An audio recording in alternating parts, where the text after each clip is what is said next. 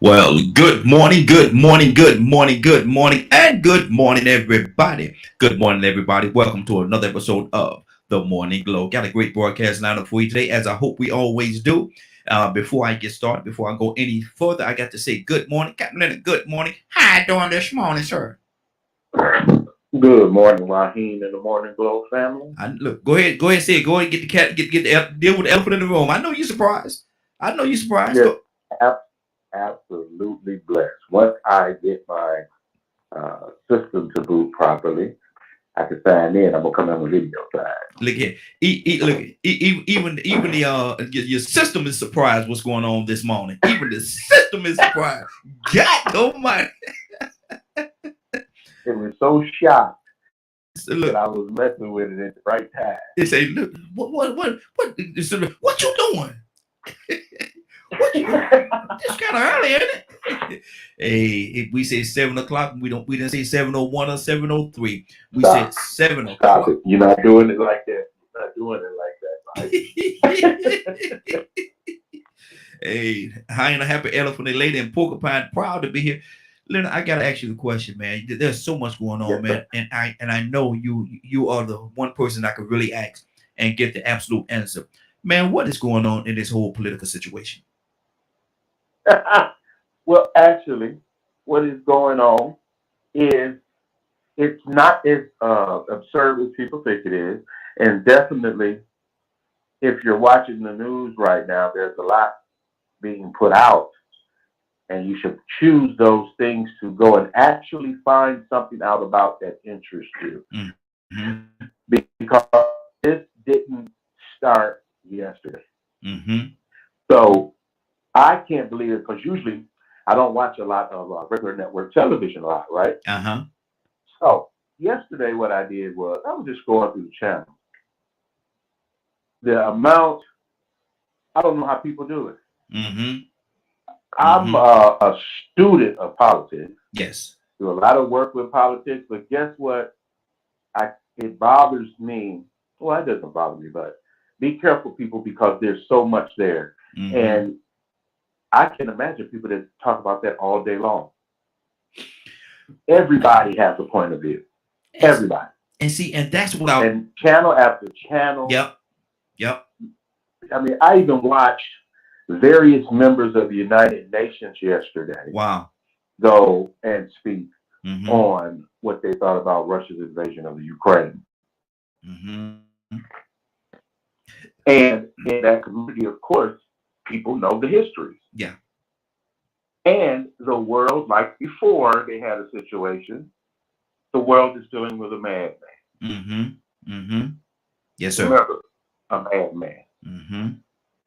And some of them over there even compare him to Hitler Wow. and his Wow. tactics and his concern Mm. for anyone else. Is that So, is that fair? yeah, if Okay. you're, I believe in calling wickedness out where it's at. Mm-hmm. Okay. These people don't want to be under your control. Mm-hmm. So you're just going to force yourselves on them. Exactly. Exactly. That is what is going on. Mm-hmm. I have a big, I'm going to at least try to take it. And these Mm-hmm. plans had already been put in place. So Mm-hmm. they just are really carrying out their intentions and their plans from the beginning. Mm-hmm. So it's great if you want to learn, sad because of the lives that are lost because of ignorant men. And then one of the things that I asked myself last few days while looking at the news, and I've asked myself this before, but very heavily this week with all this stuff that's going on. How does one know what to believe? Because everybody have their own interpretation. Everybody have their own version. Much like we do here on the show sometimes. Everybody got their own stance.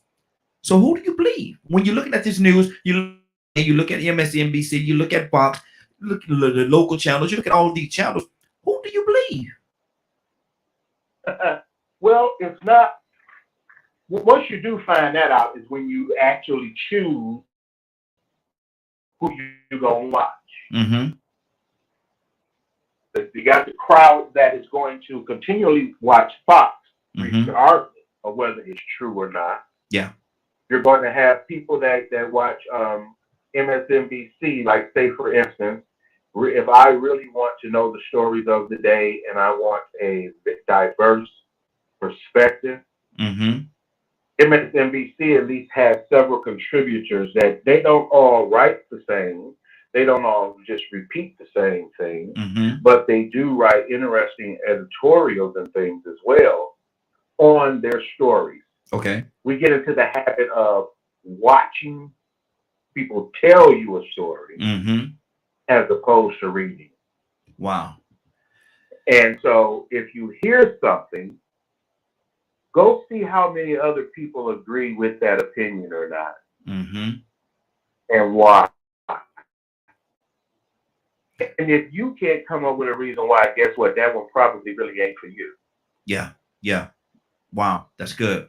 That's good because I look at the news. I have to follow certain things. And I try to flip around a little bit. I listen to a little. People say, Yes, sir. yeah, people say you shouldn't, skip and, but I like to do that because I like to compare the stories. I like to compare the stories Right. and how they're being told. And and a lot of things, what you can do, you can pick a piece out of here, you can pick a piece out of there, you put it all together, you eat the meat and spit out the bone.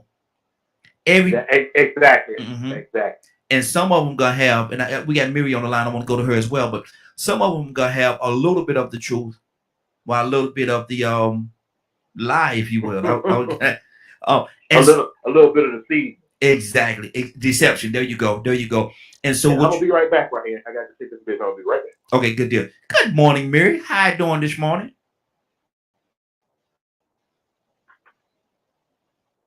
Mary? Give me 1 second, Pop. Okay. Give me 1 second. All right, good deal. And see, and that's the whole thing behind this whole situation. You have so many different versions of what the news is, what this truth is, what that person's truth is, what is the absolute truth, and nobody, it's hard to say. Like I said, I look at CNN, I look at Fox, I look at MSNBC, I look at a lot of them, the international ones. I look at those as well. But I don't think nobody is because everybody have their own stance on it and how they feel about it. I don't know if one of them is going to give you the absolute truth, the whole truth, and nothing but the truth. So help me God. Oh, I had to get my little singing version in there. And so what I do, and it works for me. It works for me. But what I do, the phone number 508-924-3521. 508-924-3521. Give us a call. We love to have your input. We love to have your input on what we're talking about today. But what I do, I listen to all of them. I listen to all of them. And like I say, I eat the meat and spit out the bone. I'm not trying to digest the bone. The fabrication of the truth. I'm not trying to deal with that. And you have to really wait through. You got to really wait through that whole situation and find out what is the absolute truth. What is the truth? Who's telling you the truth? Who's trying to trick you a little bit? Who's trying to be a little deceiving? Who's trying to waver to their belief or pour their belief system on you? And everybody have, all of them do it. All of them do it. If somebody say CNN, they don't do it. Yes, they do. Yes, they do. Somebody say Fox don't do it. Yes, they do. MSNBC, yes, they do. All of them, to a certain degree, all of them is going to give you or try to pull you in a certain direction. And it's based on whether you want to be pulled in that direction or do you want to deal with the absolute facts of what's going on. This whole situation that's going on with Putin. It depends on what news you look at, what version you're going to get of it. It depends on what news you look at. Some will say it's this, some will say it's that, and some will say that he's not such a bad person. That it depends on who you look at. Mary, are you available?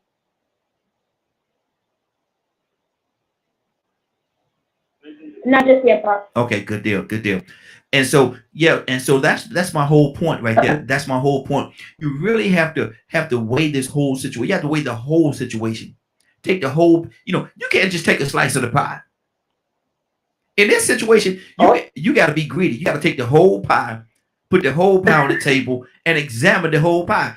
Leonard, I must be hungry this morning, right? Okay. With high this Yes, morning. yes, sir, man. I must be hungry this morning, brother. But that's what you got to do. You got to take the because, like I said earlier, Leonard, not I don't think there's one news out there, Fox, CNN, MSNBC, in any of those international ones, any of those that's going to tell you the whole absolute truth. All of it's going to have a little smidgen of what they feel and how they feel about that situation poured into it. And Now, let's also, but see, Raheem, there's no problem with that. mm-hmm, However, to misrepresent the truth and to go so far as to lie about it, yeah, yeah, you actually have media outlets that do that. yeah, absolutely, And when you and caught such make millions from outlets, doing it. Yeah. people, some people that you really love, you find out embellishing stories and Yep. things of that nature. Mm-hmm. So, you just have to find one that works for you. Most important is that a broadcast that speaks the way you understand it. You may Mm-hmm. want to go with the Young Turks, Yeah. for Yeah. instance, Yeah. Mm-hmm. and they're just that. It's a Mm-hmm. younger opinion started by these young people. And one of my good friends, Rashad Ritchie, is now a part of the Young Turks. Okay. Okay. He Good. does excellent articles and interviews Mm-hmm. He does. He and does. things like that to that Good. platform. Yeah. Good And brother. what he does specifically is educate. Mm-hmm. Mm-hmm. And that's what I like about him. I like those outlets that educate listeners, Now. not try to give them Now. tell them what opinion they should have. Exactly. And I'll tell you something now, later. Now, he'll come out you too now. Oh yeah. Oh, what? No game, no jokes, no game. Yeah, yeah, he'll come after you. Don't come on there thinking there's gonna be no play no session. No, he gonna come after you now. He gonna come I at you. like, well, I like it, and he Mm-hmm. likes facts. That's Mm-hmm. why we still get along because he likes facts. Exactly. Exactly. Now, Leonard, I gotta ask you about another platform. And this ain't necessarily a news platform. Um, but what do you think? And give me your honest opinion. I love the brother, man. For who he is and what he and how. I know you know where I'm going. I love the brother and what he do and the passion that he have in what he do. Can he be opinionated? Very much so. Very much so. Does he believe what he believe and he's gonna stand on what he believe? Absolutely. And I'm talking about the Black Eagle. What do you think about the Black Eagle, man? I have been listening to Mr. Madden mm-hmm. since I was a little boy. Mm-hmm. I'm talking about play in the back seat, little boy. Yeah. Yeah. Mm-hmm. And I always remember his voice Yeah. because we listened to a lot of radio. Yeah. Not that we didn't have TVs and all of that, but Mm-hmm. we listened to a lot of talk radio then. Mm-hmm. Like I was that kid that my neighbor didn't watch very much television. So when Mm-hmm. we were with the neighbor or go to the neighbor's house, she's listening to the radio. And I started listening to what was our radio station at the time, WSAM, is that Mr. Madison was on. Mm-hmm. And I was in elementary school then. Mm. Wow. So I enjoy him basically because he has been fighting this fight from, if you a history Mm-hmm. of an individual who has been in the fight for over 50 years, Yes, sir. Yes, sir. to you Mm-hmm. about things going on today, and you have that access to that type of wisdom and knowledge every day, get you some. Mm-hmm. Get you Mm-hmm. some of Mm-hmm. that right there because he knows. Yeah. He's been there. He's been on the same mission that many of us are fighting on that same mission. Mm-hmm. Mm-hmm. And I'm gonna tell you something. He ain't ashamed to tell you either. He ain't ashamed to tell you, man. You call that. I was there, and he'll break that story down, man. I was there when it happened, and blah blah blah. Right. And so that's the part of history. You can't some things you just can't take from a person. You can't take, Right. You can't take people's work and experience from them. exactly. And I mention that all the time. Mm-hmm. Work experience. Mm-hmm. Work and experience. Exactly. It's I let people tell their story Mm-hmm. unless they pay me to tell it for them. So Now let's play with that for a minute in case they paid me to tell it for them. Now Leonard, let's deal with Fox. Fox come to Leonard. Leonard, we got a position available. You will be perfect for that particular position.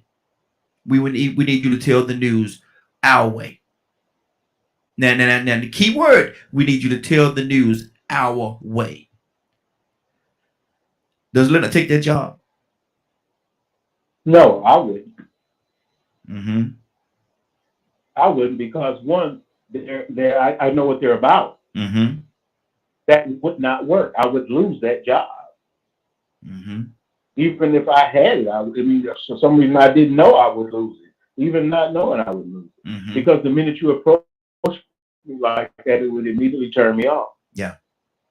Mm-hmm. And I wouldn't want to be bothered with you because one, there's a very limited number of things that I'm going to do someone else's way. I Mm-hmm. would say it like that. Mm-hmm. And when it comes to forming an opinion and stating that opinion, it's going to be mine. Mm-hmm. Mm-hmm. I'll fight you about that. Now you up in the corporate office of Fox News, and they tell you, look here, man, we paying you this money. You gonna tell the story the way we want you to tell the story, or you just ain't gonna tell the story at all. That's what that's security for. Mm-hmm. Mm-hmm. Because I don't, one thing, and this is, that's one thing I'm not really good at because I'm not good at lying. Mm-hmm. So I would look foolish. Yeah. Yeah. Even attempting to. Oh, okay, because that's the most of them. Mm-hmm. And they're I that. know people who I don't speak to no more because they took that job. Mm-hmm. Mm-hmm. Let So I'm very particular about that type of thing. Good deal. Good deal. Mary, are you Even back? in the work, but it's the same mentality in the workplace Mm-hmm. with me and everything like that. I don't just go with the flow Yeah. if the flow ain't going right. Exactly. Exactly. It's hard. It's hard swimming up current. And one, I don't allow my, some people say, well, just because it's their job. See, it's funny how people can say they doing it, it's just my job, but Mm-hmm. then highly criticize and judge other people just because they got money when they make the same or not decision. Exactly. Exactly. What would you do is what is important. Not Mm-hmm. what everybody, what would you do?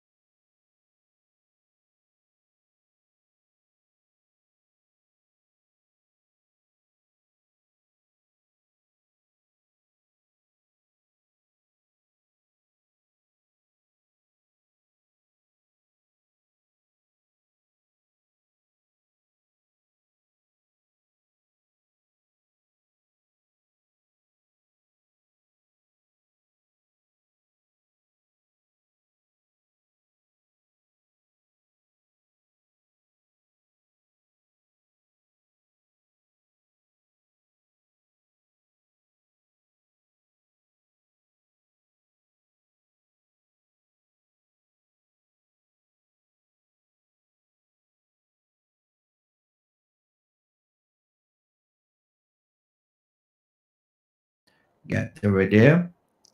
That's me. And I believe we have Captain Leonard. There we go. We got everything back up and running. We got booted there for a second, man. Got booted, booted and suited. But we're back up now, Leonard. Now, what were you saying, brother? What were we, about what? When we got cut off, you were saying something to me about when we got cut off that you wouldn't take that money and Oh, about the job situation? yes sir uh-huh Oh, well, yeah, that is this. It's the same mentality I have across the board. It's not just one sided. I mm-hmm don't usually like to participate in things that I don't agree with. mm-hmm So those things don't really appeal to me as much. mm-hmm Even if I was doing something that people would deem inappropriate, I would have to like doing it in order to do it. mm-hmm You mm-hmm understand what I'm saying? Yeah. absolutely I just don't go along like that. I'm gonna find something else to do. That's why when we're talking in conversation on this show, I have some of the opinions and things like I have. It's because mm-hmm I've never gone along with what people just said or relied on people that didn't appeal to me as people I should rely on for certain things. And that's a mm-hmm complicated way of saying I prefer to find the information and the evidence mm-hmm before I really accept something as belief, or it has to come from a credible source. mm-hmm So it's never that one just because I like hearing myself or hearing anybody else talk for that matter. mm-hmm If you're going to share information, share information. Like sometimes, you know how some people can be very colorful in their descriptions of things, yeah mm-hmm but it is up to each and every person's and their personal responsibility to seek knowledge, mm-hmm not sit and wait for somebody to give it to you. yeah You have to seek knowledge. You mm-hmm have to, if you're a spiritual person, we believe in asking God for knowledge. yes sir But even asking God, we still have to to to deal with information. You may not always believe it. For instance, I believe I've heard you say on a couple occasions, I believe everything and you believe everything in the Bible. There are three mm-hmm participants in the I conference. don't, Please mm-hmm announce yourself. and I don't think that's no big deal, yeah yeah because I don't even have to believe everything in the Bible to be a Christian. mm-hmm mm-hmm So when people say, I believe everything in the Bible, especially those who have not read it, yeah it's a sign of that's blind faith and yeah borderline ignorant. mm-hmm it's not how they say that thing. It's not a go along to get along type situation. No, no, the Bible says you have to study it. Mm-hmm. You study thyself, approve a workman unto God, that needeth not to be ashamed to rightly divide the word of truth. That's what Mm-hmm. that scripture says, and that's what it's about. Mm-hmm. Mm-hmm. You That's just, I good. know That's some good. people like even various people, arguing for what? Are you arguing because you know and you care, or because you think that you have a winnable position? Mm-hmm. I Mm-hmm. mean, what is the point? Why are you so adamant about certain things? If someone asked you about it, why are you so adamant about A, B, or C? Mm-hmm. Mm-hmm. I could sit here and talk about something that really makes me very upset and very mad, and you would never know Mm-hmm. Have it. no Never idea. know it. No Mm-hmm. idea. No idea. Mm-hmm. So, I observe how people present information. Mm-hmm. I look for holes in what they're saying, Mm-hmm. things that don't match up Mm-hmm. or are not rational or are Mm-hmm. too far a leap of the imagination. You know what I'm saying? You be like, Exactly. what did they just say? That You don't need make to tell me you did what? Oh. and often have to, that's why I will always ask to be excused for people to clarify certain things, mm-hmm. because I want to make sure that I heard what I heard, first of all, Yeah, and then because I'm trying to understand it. I'm gonna tell you something. This fellow right here. Did I just hear you say that you? Yeah. Oh Bro, Lord. I You have about to. hold on, hold on. Because Did I just hear you? Go ahead, and then I'll be like, Lord, here we go, here we go. but Here we go. it's funny sometimes, but really I ask for clarification Mm-hmm. because I may not have heard you correctly. And I Mm-hmm. want to make sure that I heard you correctly Exactly. before I make an assessment of what you Mhm. said, or I need what the information that you have. You know what I'm saying? To Mhm. talk about Yeah. it. You got some Mm-hmm. people, you just mention something, they just start talking, Yeah. Yeah. and they put their, it's hmm, it's style. Mhm. I had this friend. I had this friend, man, back in Greensboro, where I grew up. And I'm gonna go to the phone. I got quite a few people on the phone line. So I'm coming to your phone line just 1 second. And the phone lines are open. If anybody else want to be a part of it, give us a call. 508-924-3521. 508-924-3521. Oh, I had this friend, and I'm gonna call his nickname. I'm not gonna call his real name. We just call him Fish. And Mhm. everybody back home know exactly who I'm talking about. But Fish was the kind of fella, man. I don't care what you did, how you did it, when you did it. Fish done it, and he gonna one up you. Now hold on, bro. Everything that everybody did, I don't care who it is. We can line 10 people up, and they can tell their story. Fish done did it. Oh yeah, we did it like this, and we did. Man, listen, man, Fish, come on, man. Everything, everybody done. You done it too, man. We during that time we was the same age, man. We was in our we teenagers, man. Mhm. But as a teenager, Fish done everything, man. I did that too, man. Okay. Captain Curtis, good morning. How you doing this morning?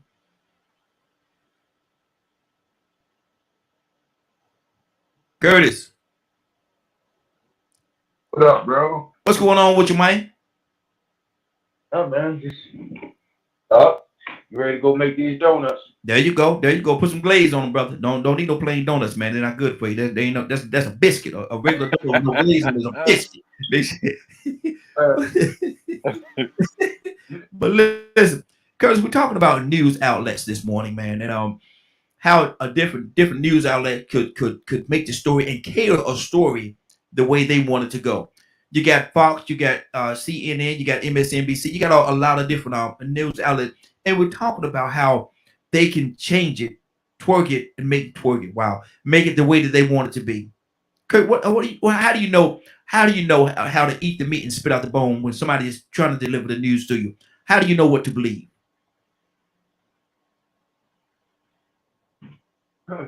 wow.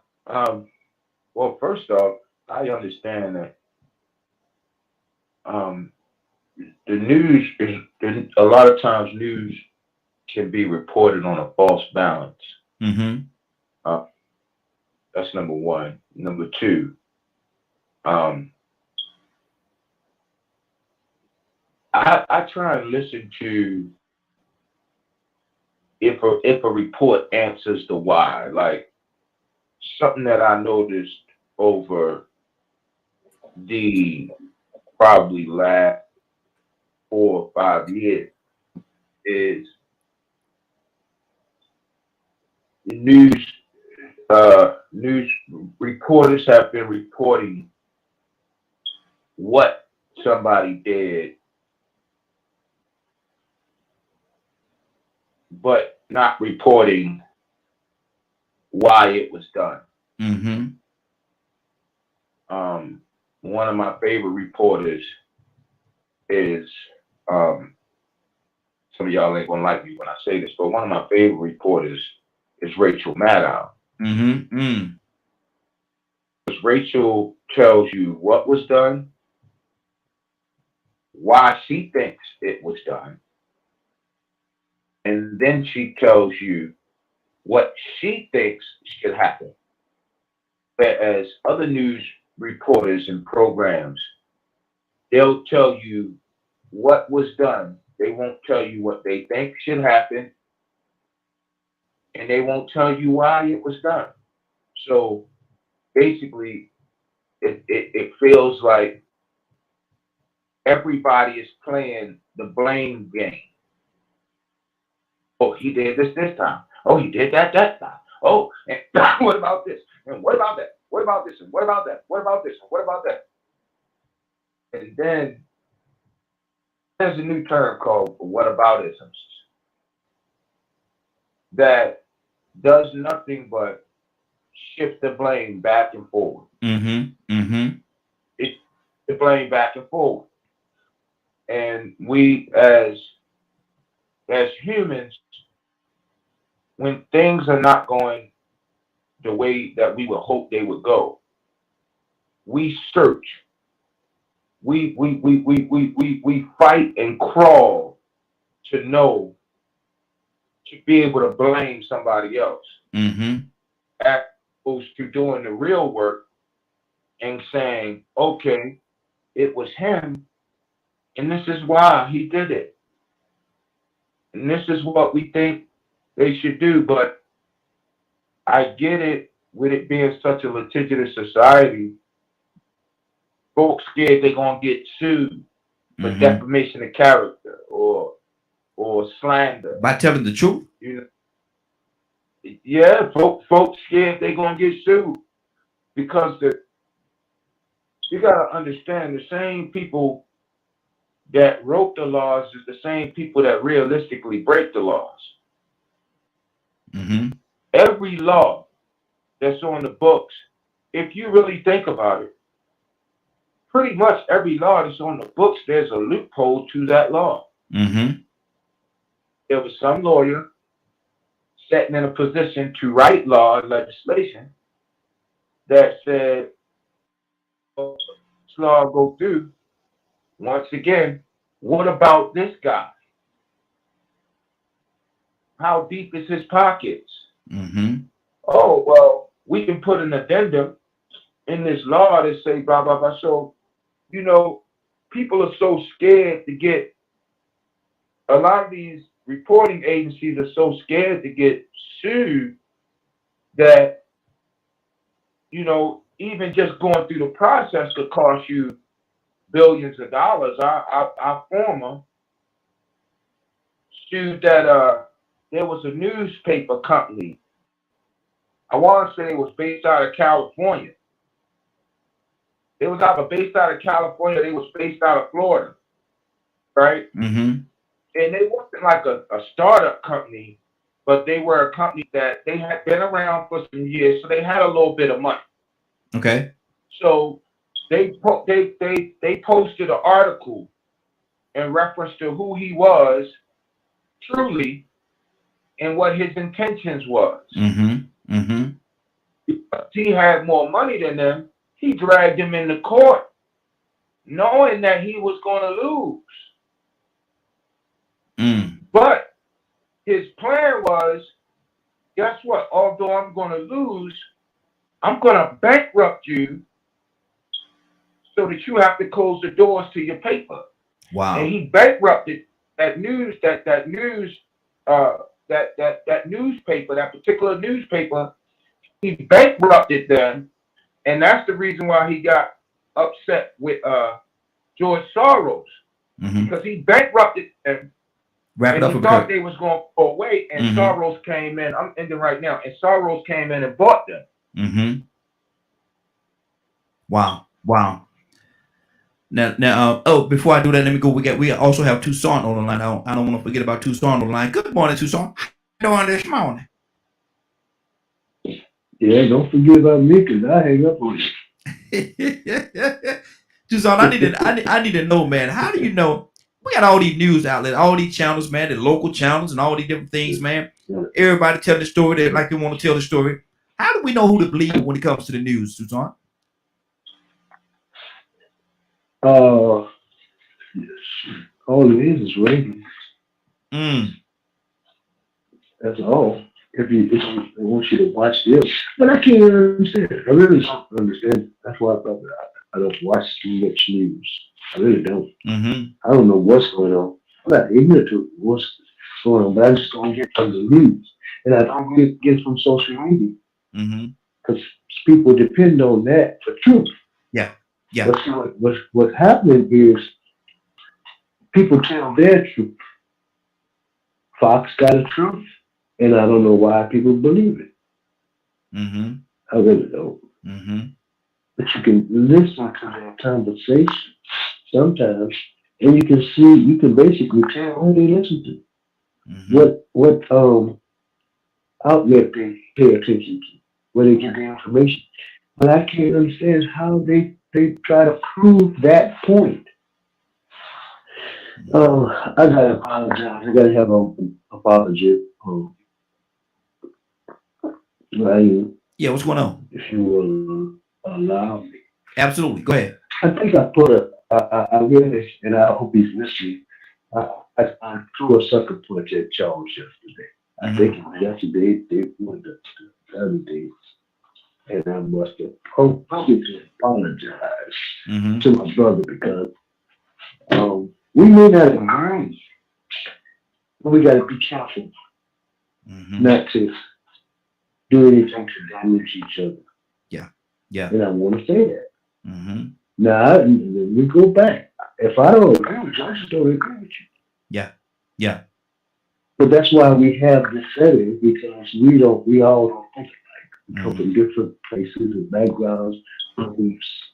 Mm-hmm. But I had to do that. I don't know if that's acceptable Uh-huh. or does it make sense.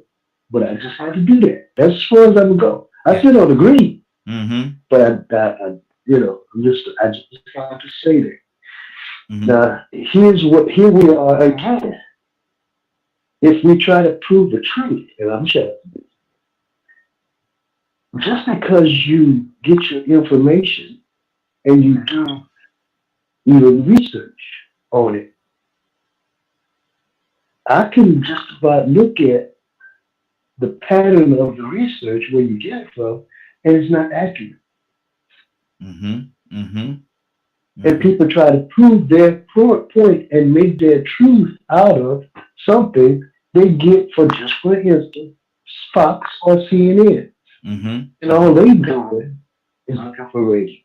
Exactly. And we argue about Exactly. Exactly. 508-924-3521. 508-924-3521. Give us a call. We'd love to have your input. Badger, good morning. How you doing this morning? Another beautiful and blessed day, man. Yeah, yes, sir. How is Yes, sir. everybody? Hey, doing good, Badger. What do you know? How do we know? Badger, you got all the news outlets, man. You got so many of them out there. How do we know which one is good? How do we know which one we should believe? Uh, CNN, Fox, MSNBC, and all the local channels and all the international channels. Everybody's telling their story the way they want to tell it. How do we know who to believe? How do we know who's being honest with us? Hmm, that is a tough one. Um, to be honest, if you hear something, weigh it and research it. Mm-hmm. I have seen more accurate, truthful things on small town news channels than I have the big ones. Mm-hmm. The big ones twist things more than anybody else, like CNN and Fox. Mm-hmm. Um, so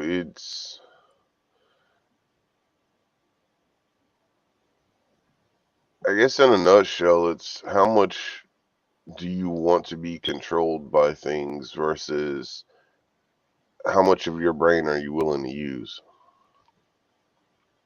and time. Mm-hmm.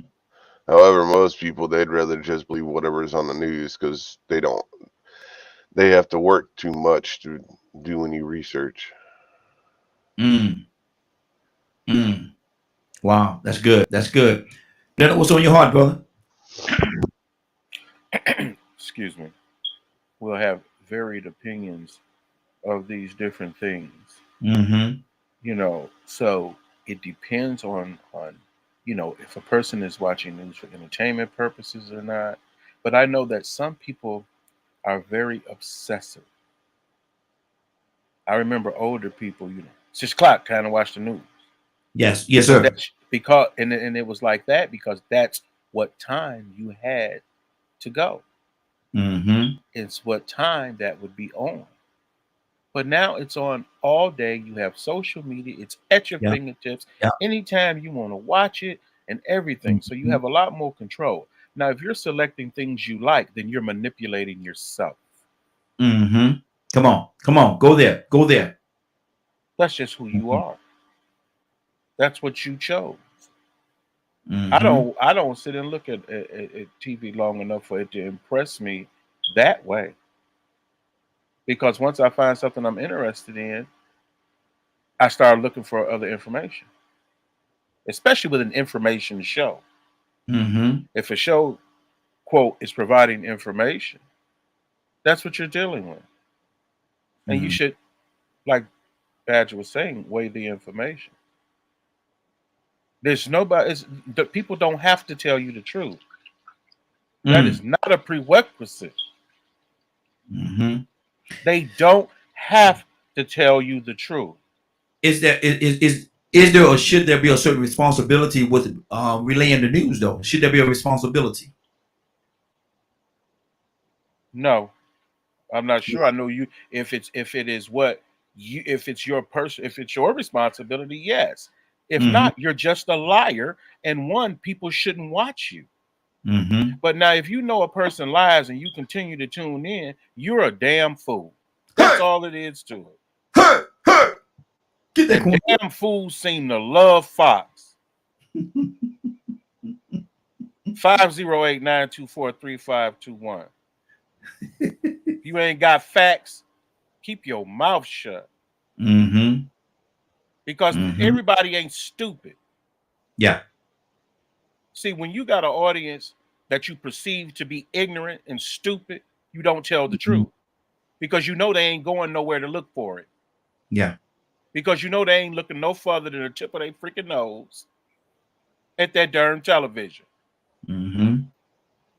Well, Tucker Carlson said, so freaking what? Mm-hmm. He don't have to tell you the truth. He's a liar. He's paid to tell the lies he tells. That's his business. Now, what do you say? What do you say? And I want to ask a few people this question as well. But what do you say to the individual? We got somebody else just called in. Let me see who that. Oh, okay.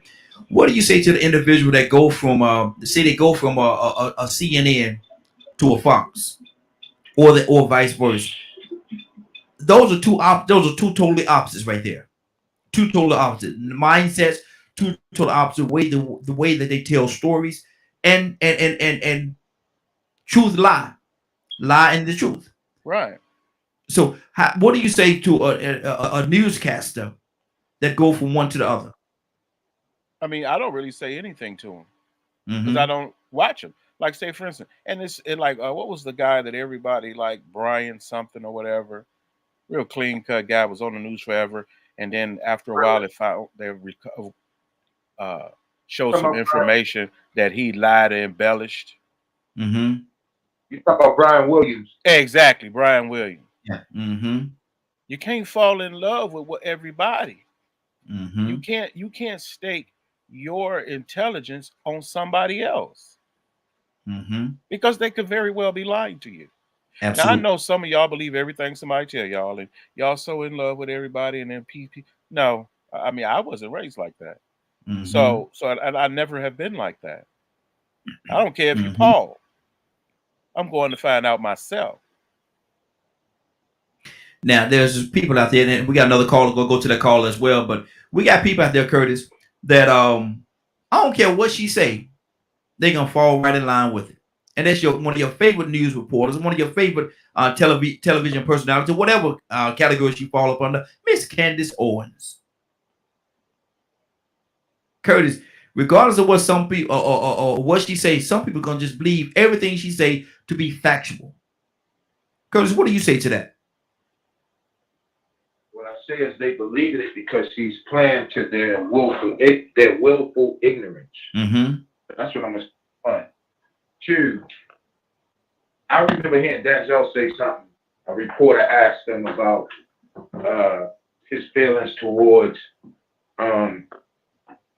information being put out or something like that. Denzel looked at the reporter. He said, "When is too much information too much? Mm-hmm. When does so much information become toxic?" Right? Mm-hmm. Candace Owens reminds me of one of those people, and I have told my sons this for years, and I think they really got what I was saying. Candace Owens is one of those people that I warn these young kids about. There's a price to pay when you become so smart that you're dumb. Mm. You understand? Absolutely. Uh, some people, Excuse me. it's always easy. How can I put this? It's simple. Some of your greatest films that you've seen have been centered around some form of reality. Like, although the film was fiction, parts of the story was things that actually happened. Mm-hmm. So Candace Owens is just one of those people who loves to take actual events. She has bought the Add dramatical effects to it. well, yeah, but she has this education, right? Mm-hmm. That folks deem, okay, well, she must know something because she talks so eloquently, Eloquently. or Yes. she Mm-hmm. speaks well. Mm-hmm. Speak well and still be a dummy, especially if you're not living in a world of reality, or you're living in a belief that is a lie, and Mm-hmm. then you're telling these lies and people not willing to accept the truth. So, you know, a prime example, and this is short. Prime example is when she claimed that she had never in her life experienced racism. I've Mm. never experienced racism. I don't know what y'all talking about. Blah blah blah blah blah blah blah. But then, okay, because you want to live in this lie so bad, you done lost touch of the reality and utilize the common sense that says, okay, because I'm speaking what I'm speaking, these people gonna fact check me. And when they fact check, she not only experienced racism, but she actually sued the university for it. Yeah. Yeah. So, but sometimes I think people want to hear what I think Lennox said something that really made sense. People want to hear what they want to hear, man. People don't want to hear the truth, man. Mm-hmm. People, it's comfortable living a lie. Wow. Wow. Good It's deal. comfortable that way. Mm-hmm. Absolutely. Absolutely. Cassandra, good morning. How you doing this morning? Good morning. Cassandra, we talking about the news outlets. We talking about the news outlets, and how do we know? You got news. You got CNN. You got Fox. You got MSNBC. You have all the international and all the local news channels. Cassandra, how do we know what story to believe? Who's being fact and who's fabricating the truth? How do we know? I look at people's their history. What kind of does CNN have a large history of putting out false stories? When people fact check them, how accurate and how verifiable is what they said? That's how I watch news. And if you got somebody that every time you turn around, somebody fact checking them and like, no, that's a lie. That was a no. They embellished that. No, that didn't happen. Period. Then you know that you got somebody that a news source that's not trustworthy. I Mm-hmm. was talking about yesterday when they talked about the African. They saying that the Ukrainians were being racist against the Nigerians, and I fact checked that myself because I was listening to NPR, and then after that I listened to another network, and the Nigerian Council said that that was not so. The Nigerian Council, they said that what was happening, there were Ukrainians that had been there 4 days waiting to get across the border, and they were being stopped because Ukrainians, people from Ukraine, Mm-hmm. that they were being stopped because there was a certain visa that they had to have in order to cross over the border.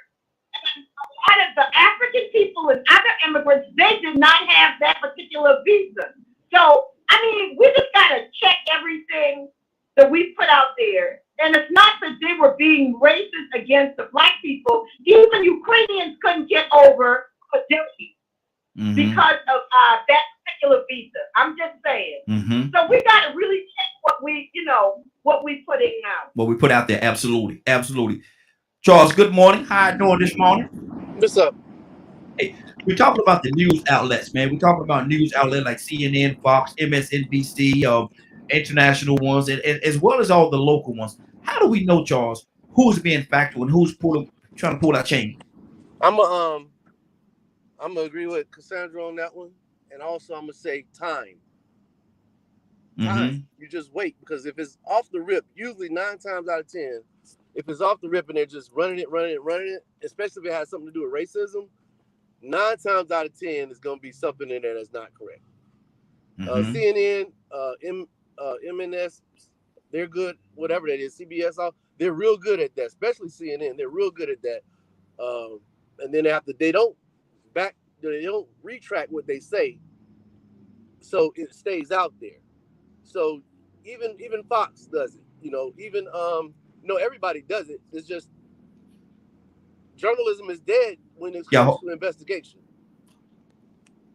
Keep it going, brother. Keep it going. Yeah. So when it comes to investigating and stuff like that, you have to pretty much just wait them out. Be just like what Cassandra said. If every story come out there that they say is, you got to fact check them, then they're not a reliable source. And most of the people you just named are not reliable sources.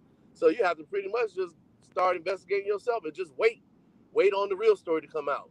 Wait on when something else happened and with the whole situation, and the real story will come out, and then you deduce on what's going on.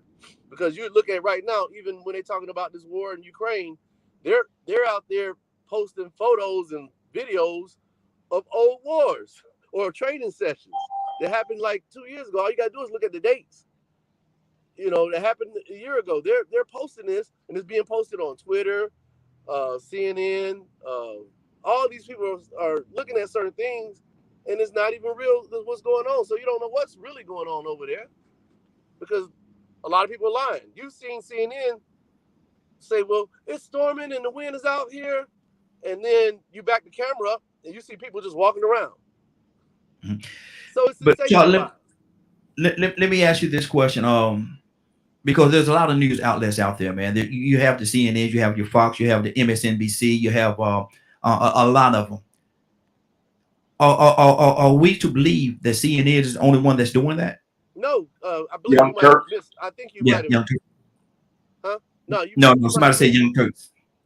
Huh? No, somebody said something. Go ahead, don't worry about it. Go ahead. Somebody said something in the back. No, because they're not. Like I said, most of all of them are doing it. Fox does it. Everybody follows suit. You understand of what goes on. I had an incident with I was on CNN one time, and it was false. And I was like, how the hell I get on CNN? And then I had an incident with something happened with my nephew, and it was on a Fox station, and it was false. And I called him up. I said, that's not true. I said, because I'm his uncle. He said, well, we got to go by what is told to us. This is what the guy said to me now on the radio. He said, well, we got to go by what's told to us. I'm telling you, it's false. Later on, it came out that it was false. But you can't trust them, man. 9 out of 10 of them you can't trust. I don't care what side it is. You got to study your own. That's good. That's good. Leonard? Unmute yourself, Leonard.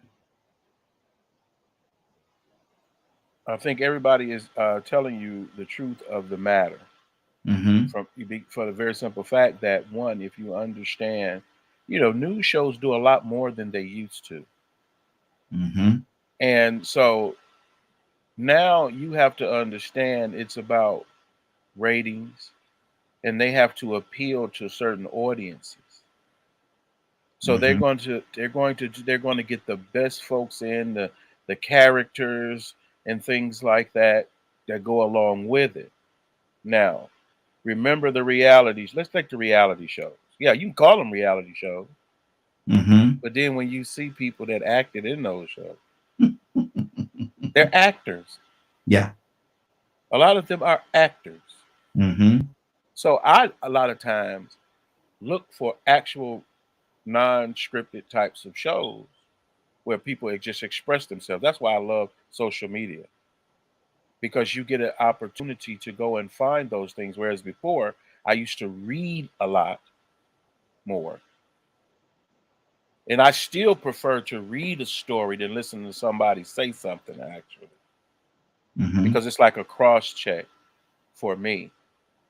But this notion that they throw it out there and see what's going to stick Mm-hmm. and what people are interested in. If lying makes numbers go up, guess what they're going to do? More lying.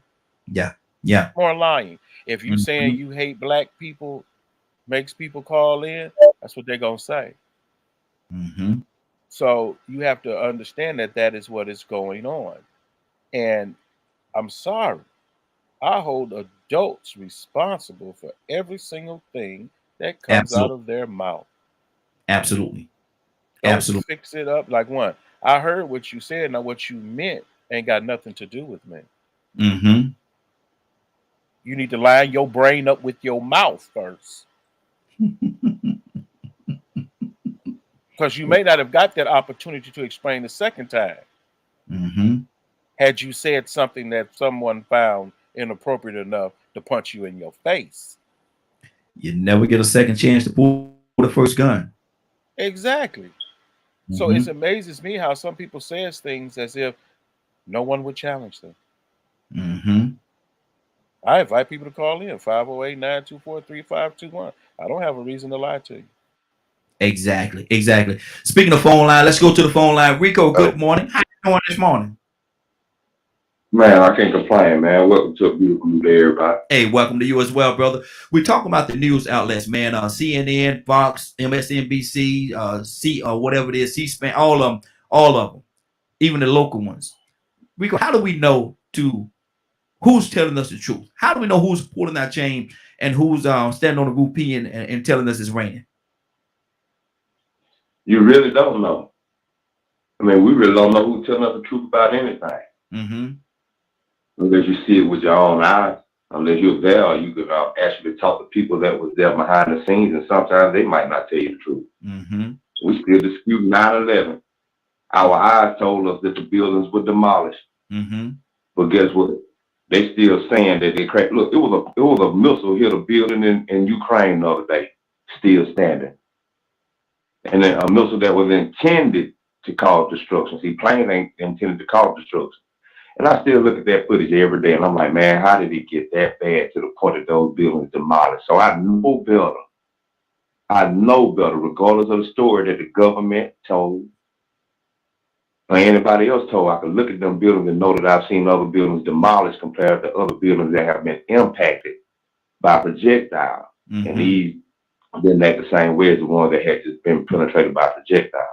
So you really can't believe anything anybody says. I heard a comment earlier that it was borderline ignorant if you didn't read the Bible. Mm-hmm. some people believe you might as well read Harry Potter. You can't prove everything in that Bible was real. Now, don't get me wrong. I'm not going to criticize nobody's Bible. I'm not going to criticize anybody being ignorant for not reading it because it's still written by a man. So I look at the Bible as yesterday's movies, yesterday's news, information. It's all the same, written by man. I heard different responses, you know what I'm saying? And it's funny to me how human beings still have their agendas to always sort of make what they do better than what anybody else do. And if you ain't doing what I did, or if you don't watch the news station I watch, I'm going to exclude them while I'm mentioning the rest of the garbage news stations. When really and truly all of them are garbage. But that's how Europeanized we are. See, we've been trying to believe and obey and conform, even though if it don't sound right. Even if we know we ain't never heard a donkey talk, we better have faith that it might one day. And you better believe it, regardless of what your mind and your common sense tell you. You better believe this donkey talk, and you don't believe it if you don't read it. Mm-hmm. That's about the way the news is. If you don't listen to Fox, you're ignorant. You listen to CNN, you're ignorant. So anything that's really coming out of man's mouth, you got to second guess it. I like C-SPAN because C-SPAN don't have too many news anchors. They just let you watch the action. Whether it's in a congressional hearing, whatever it is, whether they're talking about UFOs, they don't have nobody interviewing and giving play-by-play analysis. They let the people talk, and then it's on to the next program. If they're trying to pass a bill, on to the next program. That's one thing I can give C-SPAN. They don't have too much broadcasting going on. But the rest of them, they have to direct the narrative and break down the information to you. Them the ones you have to second guess. Anybody that's telling you a story, relaying it to you. So you really, to me, you have to go about your experience. But we gotta always remember that it didn't start off this way. You know, it started off as them just trying to actually be the first ones to deliver the news. Exactly. Who gets the story first? And you put a lot out there. And one of the things I'm gonna say, not disputing you or everybody feel the way they want to feel, and I respect the way everybody feels, and that's why we have a platform like this. We can come on here and talk. But I'm one of them foolish people, Rico. If God says, if God says that a donkey gonna talk to me, I'm gonna be listening to that donkey to talk. You know that it may not be logical, it may not make sense, but I just believe in God's word. And if He tell me something's gonna happen, I'm looking for it.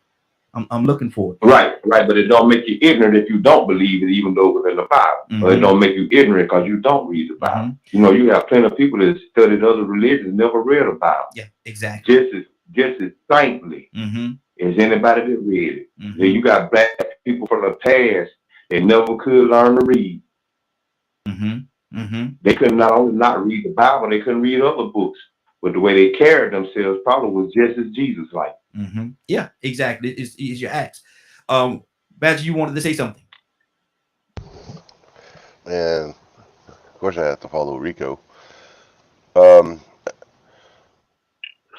was a conversation I was having yesterday, and it kind of been weighing on me about society. You know, we have Republicans and Democrats. We got all kinds of things going on, and you have to find a group that's fighting for whatever the cause may be. You know, there's groups fighting the news, there's groups fighting all kinds of things like that. But when it comes to the news, it really is, what do people want to watch? And then when you see what's on the news and what people want to listen to, it makes you wonder where society's mentality is. How distracted are we from things that are going on? Because, like, when it comes to the Russia and Ukraine stuff, why haven't we stopped the oil? Why are we still purchasing oil from Russia? Why ain't they talking about that? Oh, wait, it's going to affect people's pocketbooks, so therefore they do not care. It's going to affect their stocks. So of course the news is going to say something that goes, we're going to do this and this and this to hurt Russia in quotation marks, yet they're still being completely funded because of the oil. America has 5 years of reserves. Oh, what about what's happening in Hawaii? You have to find it on small news channels. Kids are getting sick and everything from fuel leaking into the water. Are you going to find that on CNN? Are you going to find on the big media other places in the country where people are still being raped and slaughtered and everything else? Probably not, because most of society only has this sheeple mentality of, let's listen to what they're saying because it's got to be the truth, because that's what our politicians are saying. And then they wonder why we're still in this loophole that we're in. Absolutely. I was riding with my grandson. Well, my granddaughter was in the car, my wife as well. But we was riding around, and I'm trying to figure out who I'm gonna go to this one. Let me go to Tucson, and the light changed to red. We on our way. Oh, we gotta stop. He called me. They call me Peepaw. They Peepaw, why we gotta stop? I said the light red, man. He said, why we gotta stop? I said the light is red, man. And so this conversation. It brings me back to that moment of program, because we know that if we don't stop at that light, if it's red, we have the possibility of causing harm to ourselves or someone else, because someone else will have a green light, and they'll have, quote unquote, the right of way. So my question to is, can some programming be good? Yeah, I mean, it's what I thought about, and I'm gonna go all the way back to the conversation and what Rico said. Mm-hmm. It's really the interpreter, because some people just stop at the top light, Mm-hmm. not the red light, because they're colorblind. Yeah. Yeah. Okay, we can go with that. You know, Mm-hmm. you hear what I'm saying? Yes, sir. It's the way that you look at it, or the way that you've been taught, and then you can't go really by the way that you're taught. You have to go back even to that and move forward to the now and apply it to your life and see if it works. Here's what I'm saying. Some lights are sideways. Mm-hmm. Mm-hmm. Yeah. So in starters, you hear what I'm saying? Yes, sir. So you have to stop at the third light, Mm-hmm. Mm-hmm. because the first light is green, Mm-hmm. yellow, and red. Mm-hmm. Now, why am I saying this? Because of the fact that some people read the Bible and some people don't. I don't pay attention to eh, the. I look at it in the sense of, okay, I know it's a bunch of black, white, and red letters, but then you got to get past that and yield to the Spirit of God. Come on. If you look at just the words on in the book, you gonna miss it. Mm-hmm. That's gonna go right over your head. You'll never get it. Mm-hmm. Mm-hmm. See, people at some point they paid attention to nature. I think Badger can relate to that more. Um, they watch how the animals live and work, and the trees and how the wind blows, this and that and the other. But it's still yielding to the spirit of God. Man will lie and manipulate Mm-hmm. and say this is this way and put it in a box. Well, you can't put it in the box because I'm not stopping at the red light. I'm stopping at the top light or the light to the right. But we talk about the same thing. Yes, sir. Yes, sir. Does Good. that make any sense? It does. It does. Let me go. It's just what's your truth. Absolutely. And that's what it's based on. Let me go to Cassandra. Cassandra, what do you say to that? Is some programming good? Is some programming healthy? Yeah, I mean, I think that there's some great programming out. You just have, for me, I just believe you do your own research. If you even have an inkling that something may not be true, then check it from multiple sources. Mm-hmm. Don't just take that one source. If you have apprehensions about what's being said, but that's it's up to us to do the research. Mm-hmm. You know, if we really want the truth. Mm-hmm. Hi. Exactly. Background. Let me go to a. Yeah. So go ahead. No. Go ahead, Cassandra. I thought you were talking to someone else. I was going. No. Just yeah. I'm sorry. I really want to see people do their own research. I mean, I'm more like Leonard when it comes to that.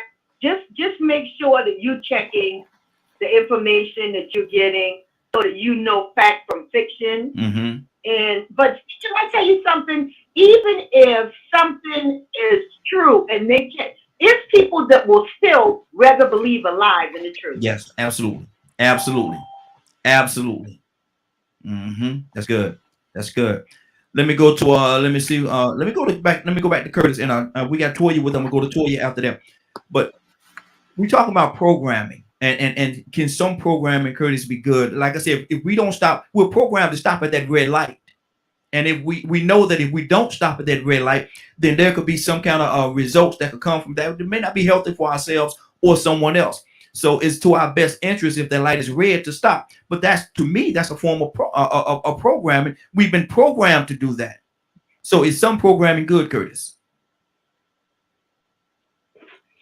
If I sit here and listen to everybody, and everybody is just making these excellent points. So I'm gonna take it a step further and ask a question. Um, because I'm trying to get away from using the terminology programming. Thank you, Kurt. Because I'm trying to get away from that. Because what is happening is the word is being thrown around as if it is a negative thing.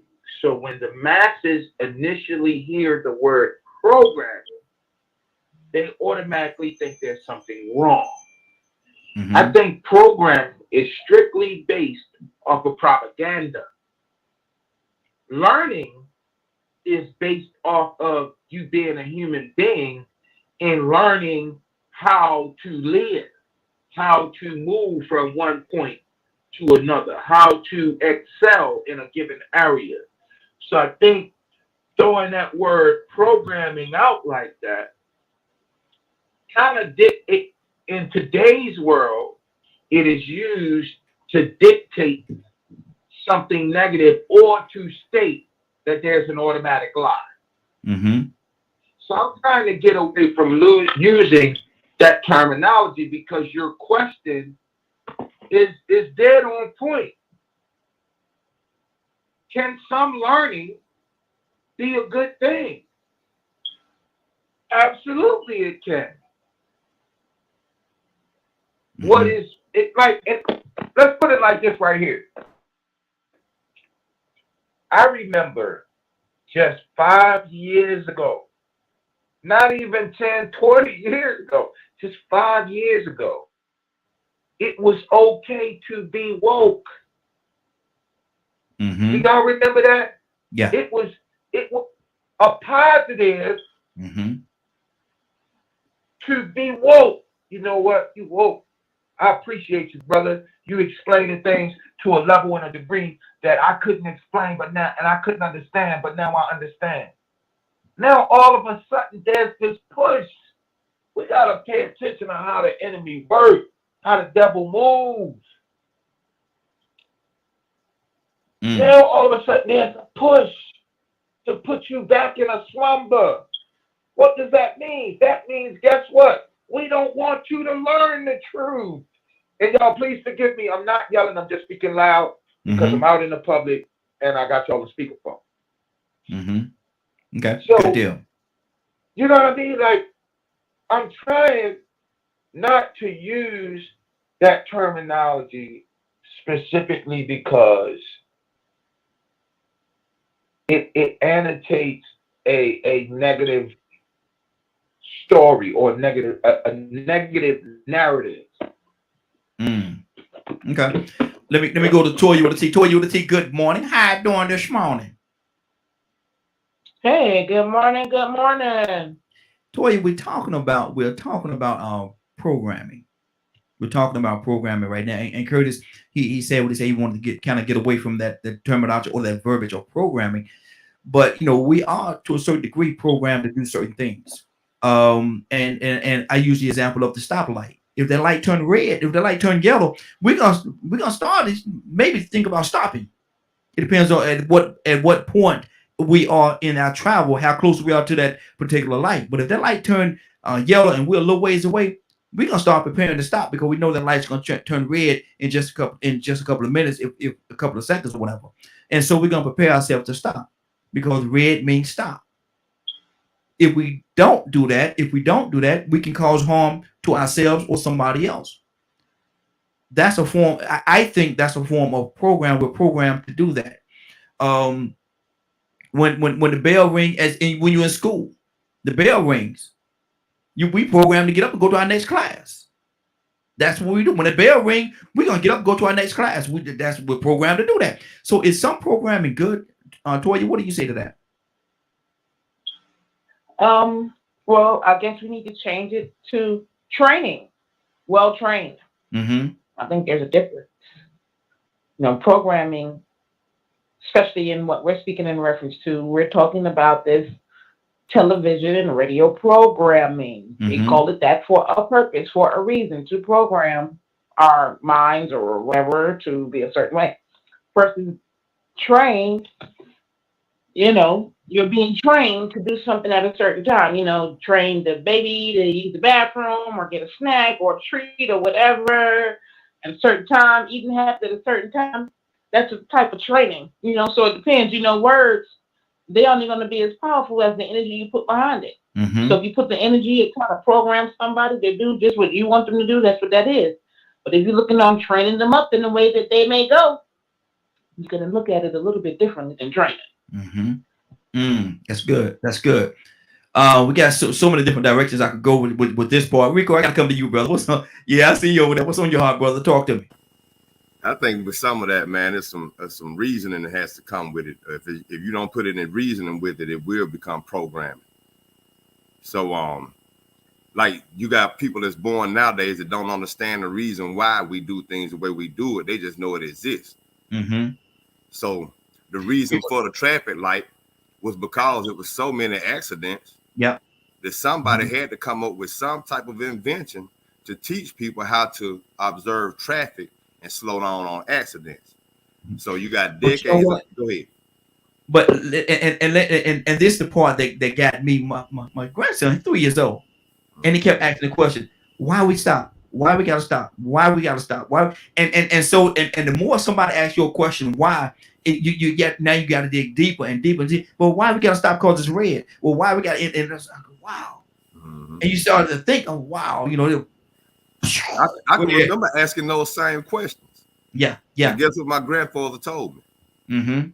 Because if you didn't have those lights, people wouldn't know whose turn it was to go. Same thing with stop signs. So he was like, the red light is so you can stop and then they can go. Yeah. And I put two and two together and I realized if they was going at the same time, it's going to be a pile up crash. Yeah, exactly. So that's probably what was going on at first before they came up with traffic lights. And naturally, you can see footage in other countries. You be like, man, they catching it. How they getting around without these traffic lights? And so I'm pretty sure there were quite a few fatality rates with this new thing called cars that was becoming popular. Yes, sir. You get what I'm saying? So you had to find the right of way for traffic, this and that. But then this is what it does. See, that's teaching. See, that's good programming. But like I said, if you don't teach people the reason behind it, then it's programming. Exactly. You're just telling them to do it because that's the way it's done. Then they just sitting there saying, well, it's a red light, but I don't understand why the light red. So now here it is. This is where the other part of the programming that comes in. You're sitting at the red light, and there ain't no traffic nowhere around you at 2 o'clock in the morning, and you still sitting at that red light. Now that's programming. You gonna run it? Well, you know what? This is the thing. Here lately, I've been seeing more and more people do that. Because they got those lines in the road, those sensors, that sometimes you don't get on those sensors right. And the light will skip around them. So they'll go ahead and go around. Or the light won't ever change. The one that the direction of traffic that has the most traffic will stay green, and that sensor never gets worked. So they have to go ahead and run it. I see it all the time. I see policemen get the traffic lights. Whoop, flip their lights and run through them. Yeah. One did and not T-bone him. But he didn't do it because he didn't run over the sensors. He just did it because he didn't want to sit at the light. Then he lied and said he had a call for his high-speed chase. And I ended up T-boning him. And guess who didn't get in trouble for it? I got in trouble for T-boning him, and he ran the red light. Ain't that the judicial system? That's another story, though. But see, this thing with programming in the news, when you was talking about that, when I was young, I could remember always thinking to myself, well, you know what? If this news source is telling the truth, what's the purpose in the other stations? Mm-hmm. And that's when I started realizing, then let me check out this one. So I used to watch all the local news channels. I would just flip through channels to see if they were going to ever talk about the same thing. And most times they would talk about the same headline stories. Then they talk about the same local stories, and then little by little they start throwing in their own little agendas of what that station stood for. Then they came up with that ticker across the bottom. I said, well, wait a minute. Everybody ticker saying the exact same thing. So what's the purpose of these different news channels? So now you realize that it has become beyond news. These stations have a totally different agenda now than just giving people information. Economics, brother. Everything find its way back to economics. Charles, what's on your heart, brother? Talk to me. I agree with I think Curtis was saying about the word programming, because it kind of goes back to what we was talking about yesterday with instinct, with survival instinct. Because when if you get hit enough going through that red light, you gonna learn to trust that red light. You're gonna learn today. When I see a cat run across the street and then wait on cars to go by and then run back across the street, that cat has learned an instinct. It don't care about a red light. It's not programmed. If you want to use the word program, the programming is like with what you said about the school bells. See, that was programmed. Because back in the industrial times, they wanted kids to be who are going to be industrial to hear that bell and know to take breaks and all that type of stuff. So that was programming. So right now, the programming that's going on that a lot of us don't see, that's cutting out attention spans. It started off with the Vines, and now it's with TikTok. And now they're doing they push the 7-second videos. So this is programming that we don't even see.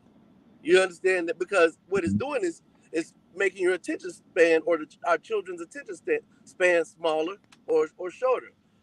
Programming with the LGBTQ community. What's going on with that? And telling kids that they can be men and boys and stuff like that, and girls, and that's programming going on right now.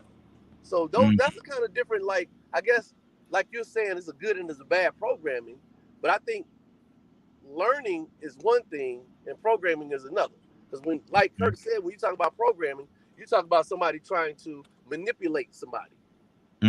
Exactly. So when you're learning, you don't got to manipulate me with a red light. You know what I'm saying? If you get hit enough, you're like, well, hold on now. Oh, If we might not want to do that. Enough, like, if your insurance go up enough, I ain't gonna tell this Cadillac. You know, exactly. You got to program me for that. I ain't doing it. You know.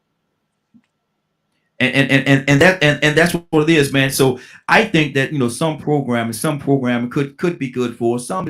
Is very negative, but it depends basically on what it is. Badger, what's on your heart, brother? Charles, you want to say something else? I'm saying, so what you're saying is that either way it goes is some type of programming, whether it's positive or negative. Yeah, absolutely. Right, I get what you're absolutely. saying. Badger, what's on your heart, brother? Just listening to everybody, it's when, is news just entertainment now? Or do you watch it just to find half truths and the very rare occasion actual truth? To me, where my brain goes is if they're putting stuff on there based on their views, just like a YouTuber, Twitch channel, whatever, then isn't it society's responsibility to quit watching it until they actually start putting out real stuff? You would think so. Yeah. Yeah,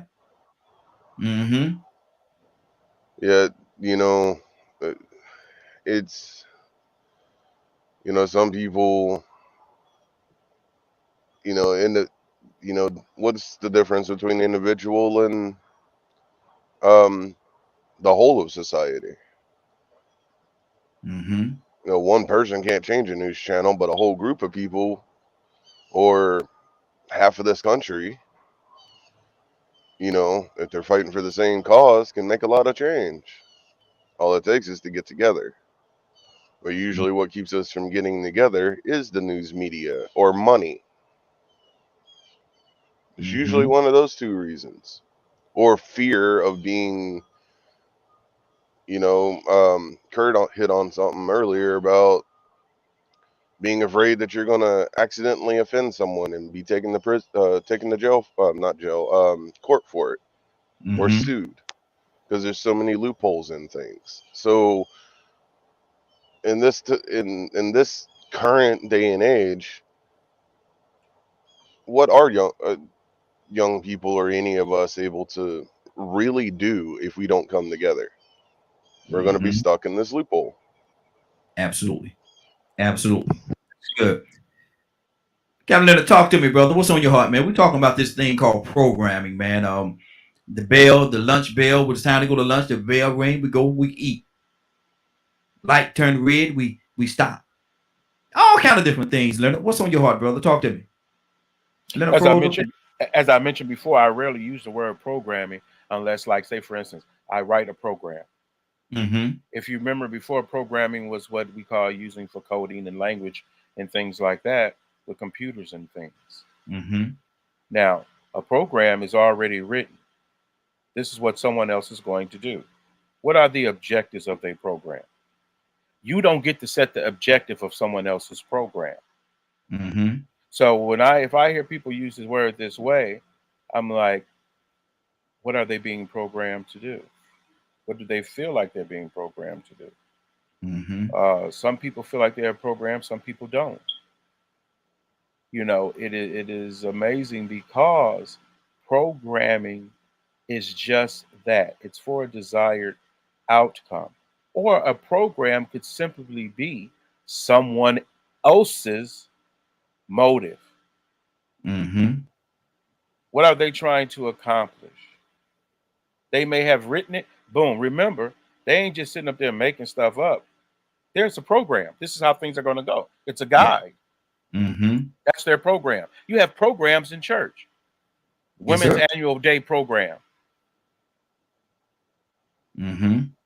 Programming, however, used improperly, will pick up this connotation, like Kara said, as if it's something negative. It's often used by people in the movement incorrectly because they use it that way because they're building up on the narrative that somebody doing something to them. So that's the language that they use, especially the woke crowd. So you have to take it with a grain of salt. If I say there's a program, well, what is the program? Yeah. Because usually a program, once it's written, that's what it is.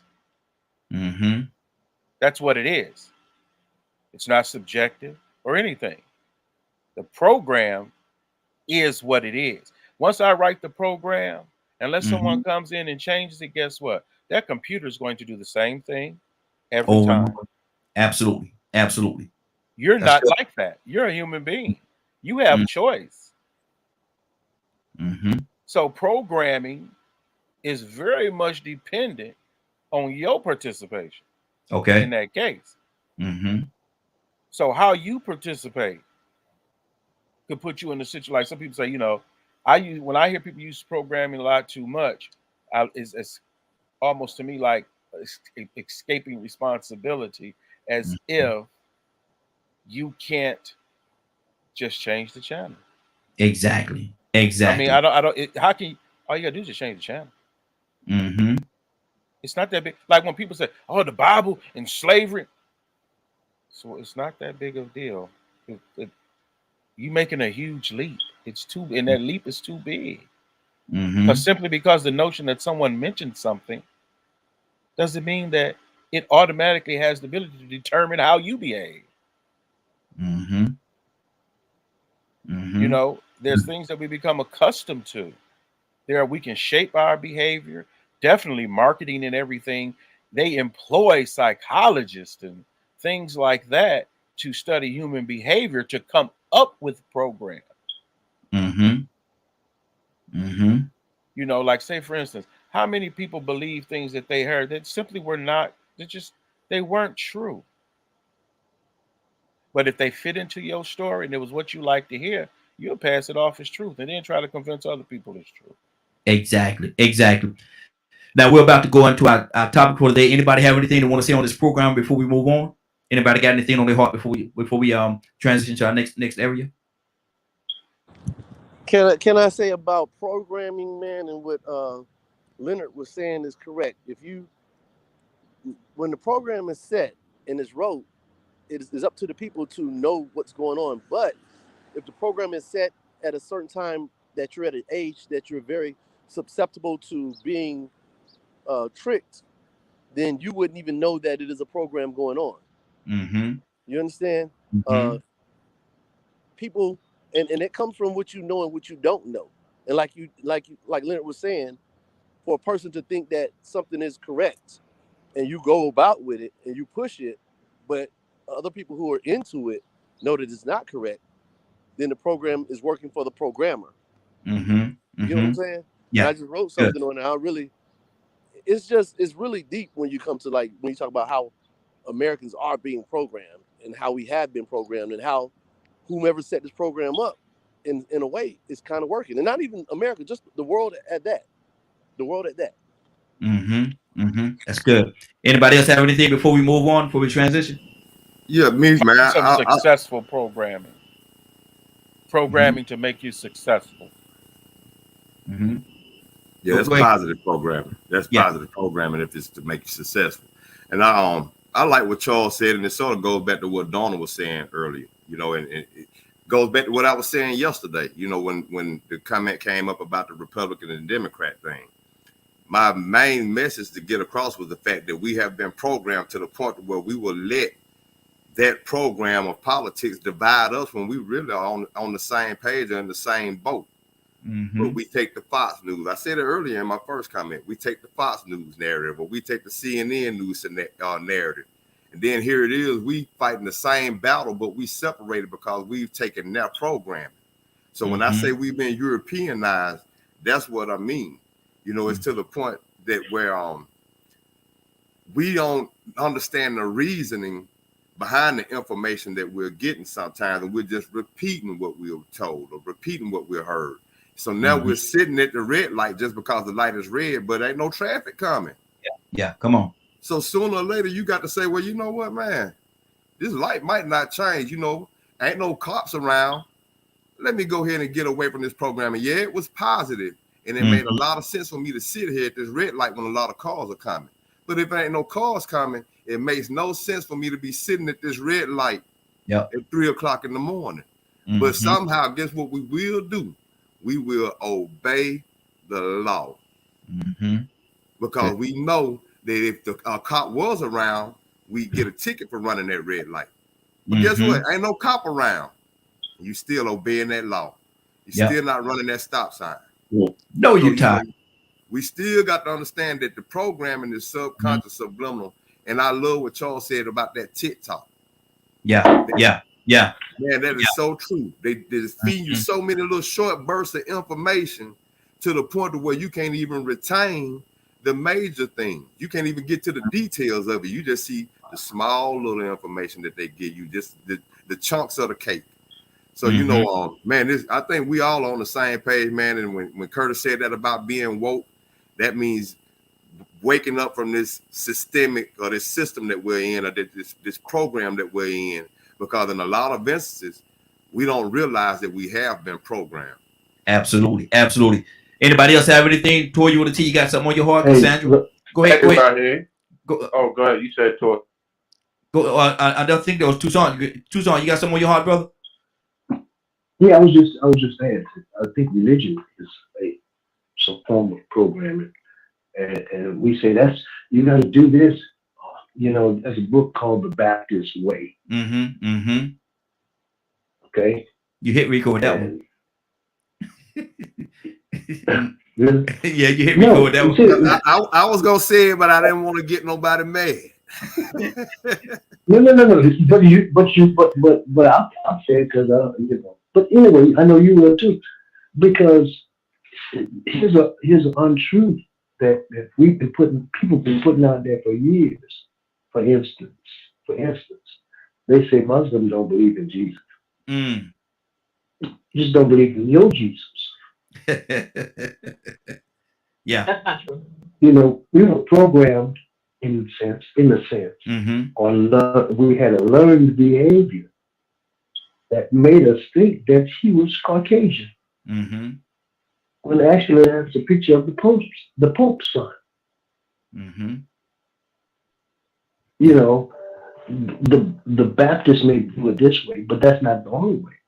There's Presbyterian, all of these Church of God in Christ, this and that and the other. So many religions that form their way of thinking, and to belong in that group, we think that way. This is the way that we do this.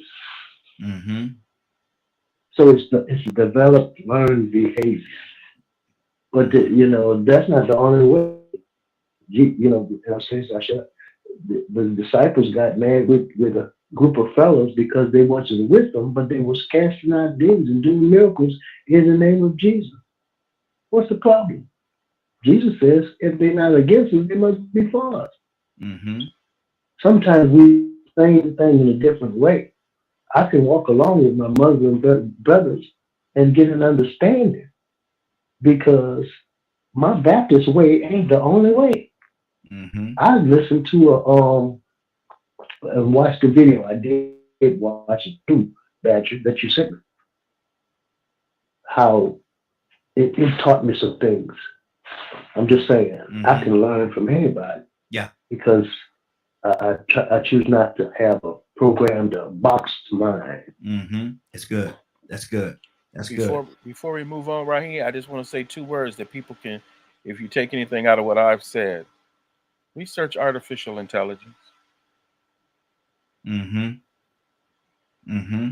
That's Where good. the program that you keep, even the program now has gotten to the point where now it's thinking. The background back to artificial intelligence is really the assimilation of information to make a decision.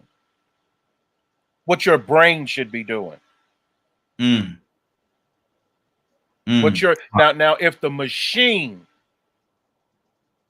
has broken away from the program, what's your problem? Wow. Toy, you wanted to say something?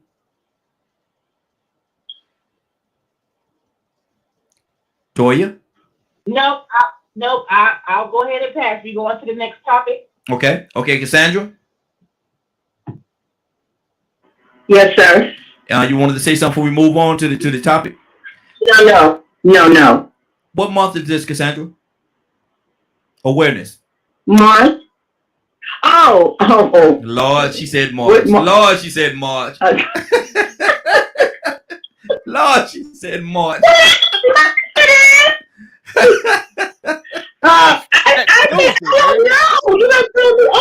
don't know. And she didn't lie. I think I saw somewhere where it says women's empowerment. What is it? Women's empowerment or women's yeah. I think something like that. It's Women's History Month or something. I know. I don't remember us saying black. I don't know.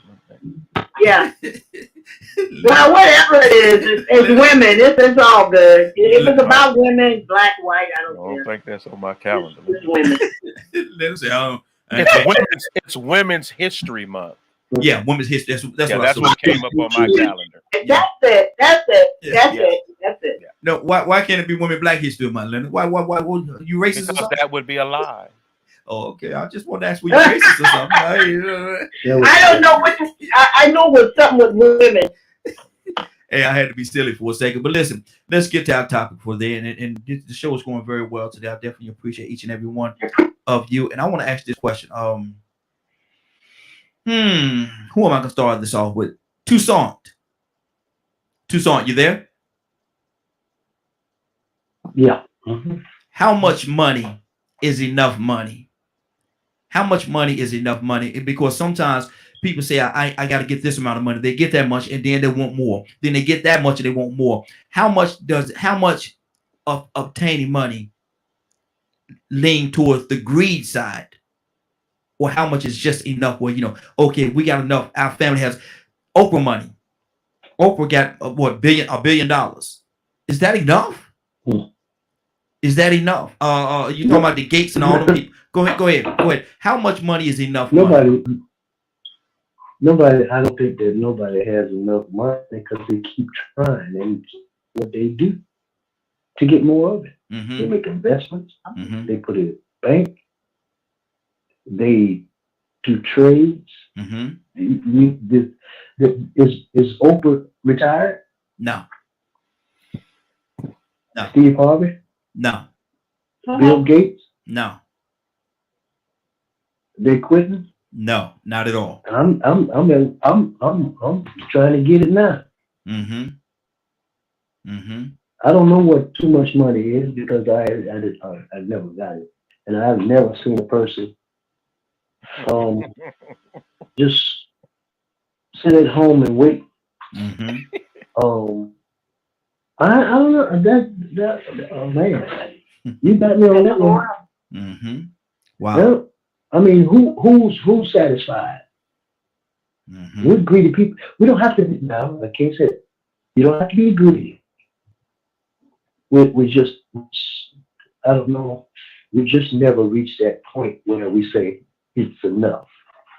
Remember the guy, and I said, remember the guy that he had his barns filled, and he was ready to just take his ease. But he says, look at what I'm gonna do. I'm gonna build bigger barns.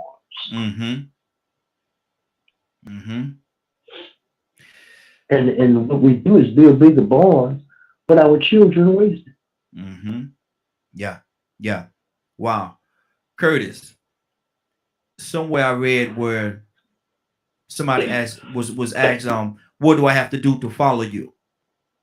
And the answer was, give away all your riches and come follow me. We know how that played itself out. So how important, how valuable, how much value do we put on this thing called money? Because it was Jesus saying that Jesus told the man, give away all your riches and follow me. The man selected his money instead of following Jesus. So how much emphasis do we put, Curtis, on money?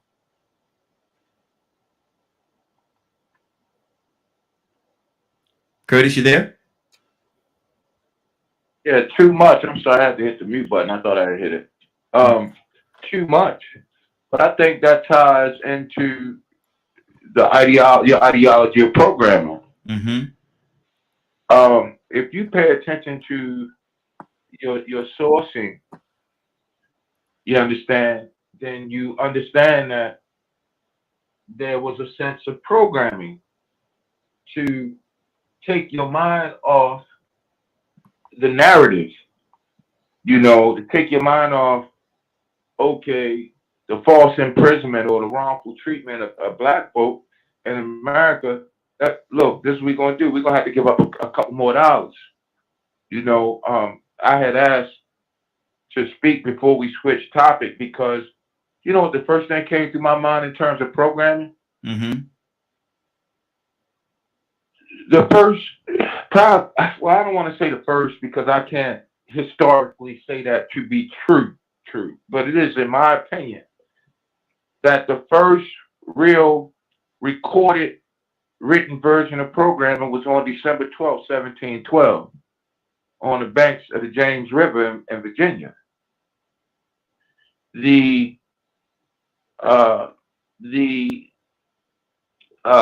Willie Lynch letter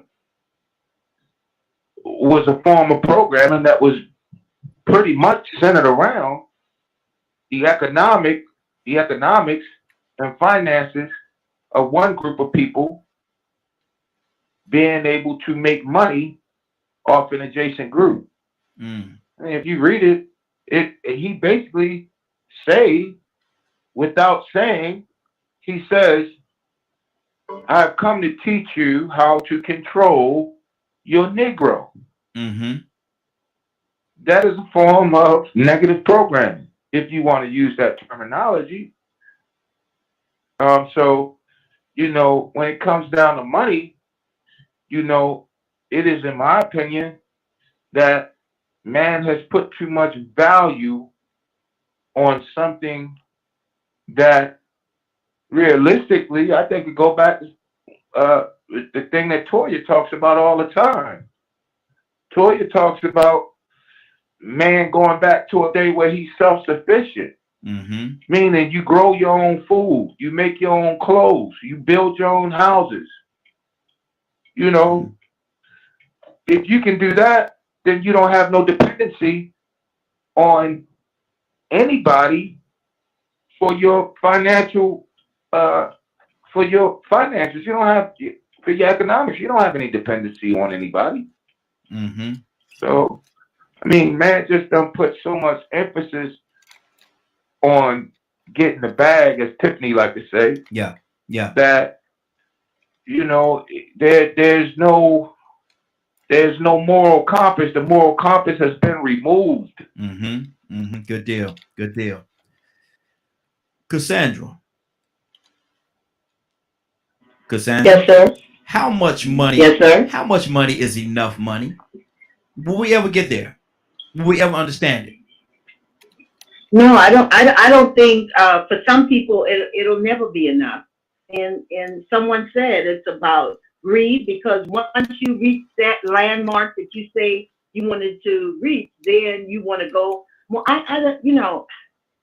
people think I'm crazy because I don't care about being a multi-millionaire, and it's fine. It's good if I get there. Woohoo!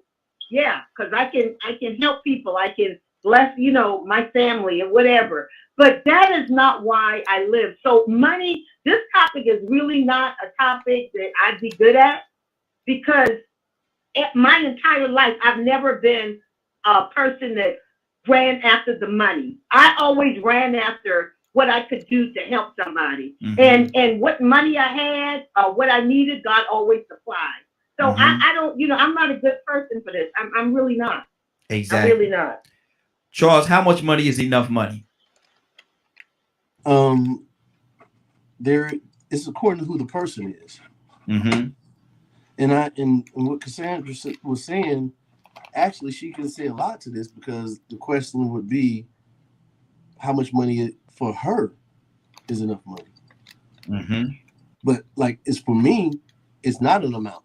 You know what I'm saying? That's enough, because the more money I have, the more people I can help.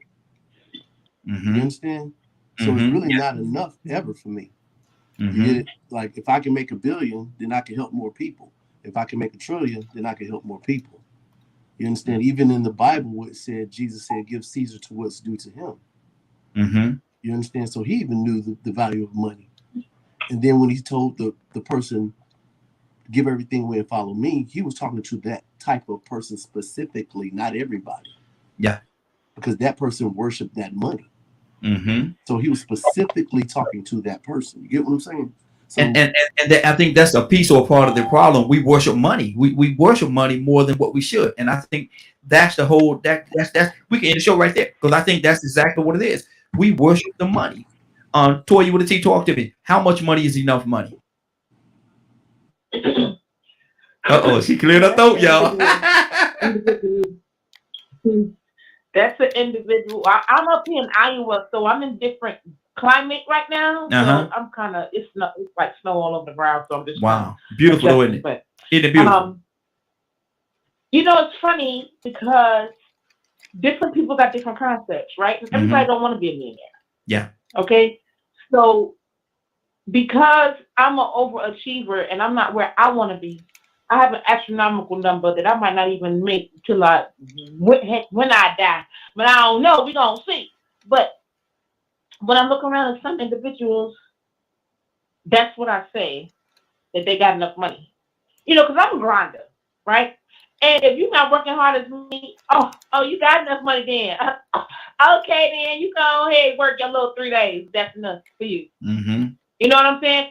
See, I'm willing to do what it takes. I don't went back to school. I want a master's degree now, working on a doctorate, because I need more. What I need to do to make more, because I'm not happy. But that's just me.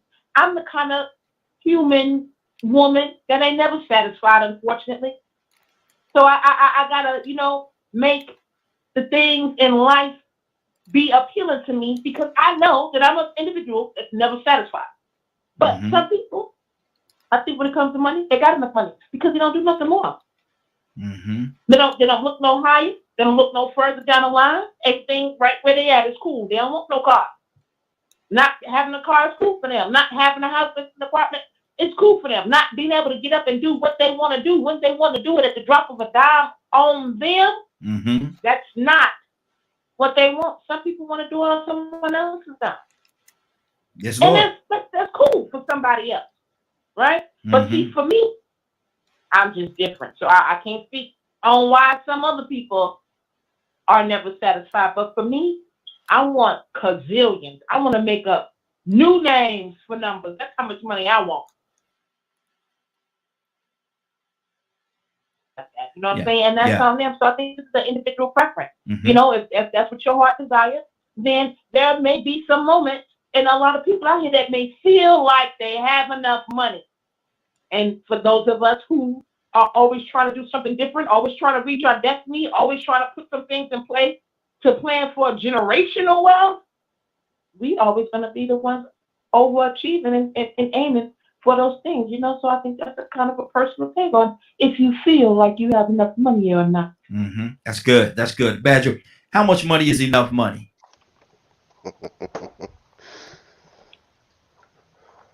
Well, it depends on who you ask, I suppose. Because eventually the money is going to run out.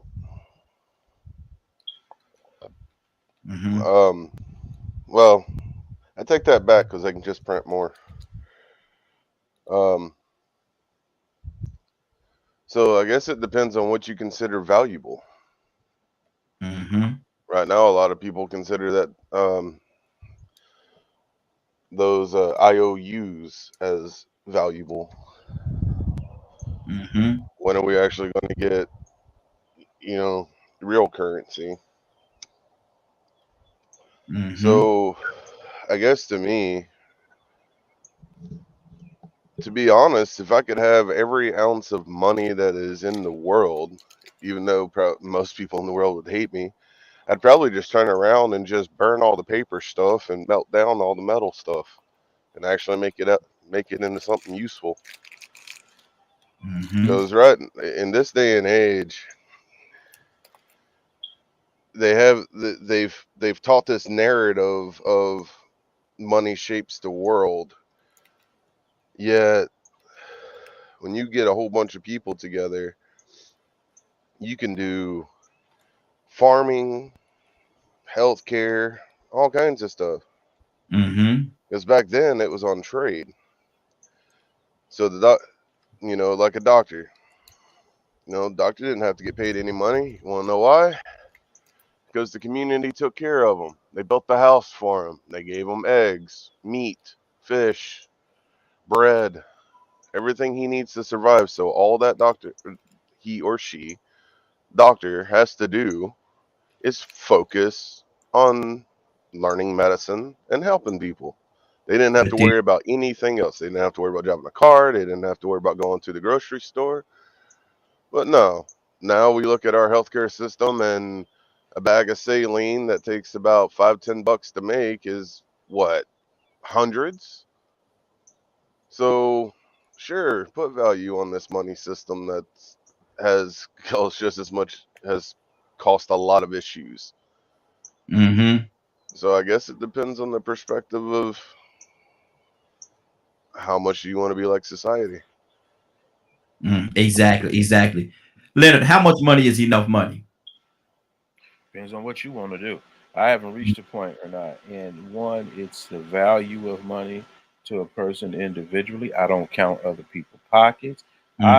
It's a tool, man, to get what you want. Depends on what you want. If you don't want nothing, I guess you don't need money. So it just depends. If you are that type of person, I believe in people maximizing their potential. I believe in people maximizing their potential. Yeah. Now you can look at Oprah money and get all some kind of way about it, but that's her money. She made that money. So you're created to be fruitful and to multiply. You're created to live life abundantly. So if you ain't got no money, people that ain't got no money that live, y'all act like poverty is such a big deal. So obviously there's a problem with not having something. Because you gonna put a whole name on it. And everybody seems to be working against poverty. And what is poverty? What is poverty? Lack of money. Lack of, yeah. So why are you working on it if money is such a bad thing and blah blah? That's why I don't get into a lot of conversations about it. Because some people look at other people as if they have what is this to determine what these people should be doing with their money. That's why I don't fall into the, me and you have had these discussions as it relates to black business. Yes. Business is business. Either you black running it or you black buying something from it. But business is business. So this notion that everybody should be doing this with, or people shouldn't have this much money, because other people are maximizing their potential. What is really bad is you envying them or being jealous of them. Absolutely. But to each his own. And if some of y'all got money y'all don't want, $ Lynn Jones. There you go. There you go. Rico, how much money is enough money? Is there any such animal as enough money? Nah, it ain't no such animal. Now you can get to a certain point where you make so much money and you don't spend but so much to the point of where you say, well, you know what? I'm about to start giving it away. Like Charles Feeney, a billionaire that gave away all of his money about 7 years ago. Bill Gates, he's gonna marry him and Warren Buffett. When they die, they giving away a lot of money. But see, the thing is even if you're being benevolent or you're being greedy and you want it all, it ain't never enough money. It ain't never a number on enough money. But see, the thing is we have this thing in this system, this Europeanized system that we've adapted and that we live in. We have this thing called cost of living. That means that if you want to live, you want to reach the fullest potential of your life possible, you got to be able to afford it. You got to pay to play. So now here it is, you need things done. Not things you want like BBLs or facelift. I mean, but major surgeries, tumors or something that comes up in you and it's going to take thousands and thousands, 6 figures to fix and to treat you. You can't go to work. Maybe it's for your child. Maybe it's genetic. Maybe it's in the family. So y'all have to have treatments just to survive. Maybe you have to have a special environment to live in because you can't go out in the sun ever. You got to be able to afford to accommodate for your health care, for your children's health care. And that can be very expensive. You might not find a job that can cover all the expenses that comes with your health care. Exactly. So even in that instance, that's when the situation comes. You know, have you ever heard stories of people being turned away from health care because they couldn't afford it?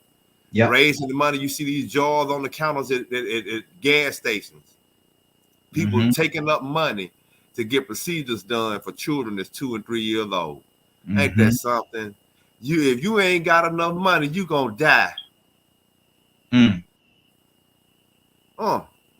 That's what we live in. That's the system that we choose to be a part of. We want to be a part of this, so we got to pay to play. Because if we're not in one of those communities where the community actually barters and trades and takes care of each other, and they don't require this dollar, we want to get a part of this American dream. Even when we sick, we got to pay the cost to live. It's called the cost of living.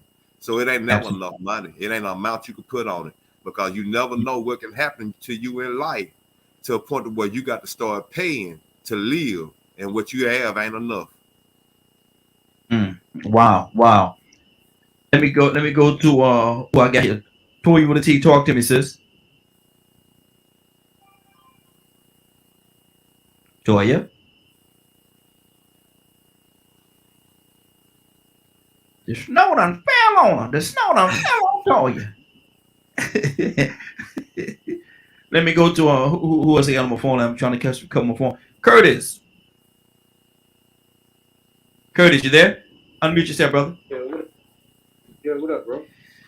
We're talking about this money situation. We talk about the greed element of it. We talk about all kind of elements of money.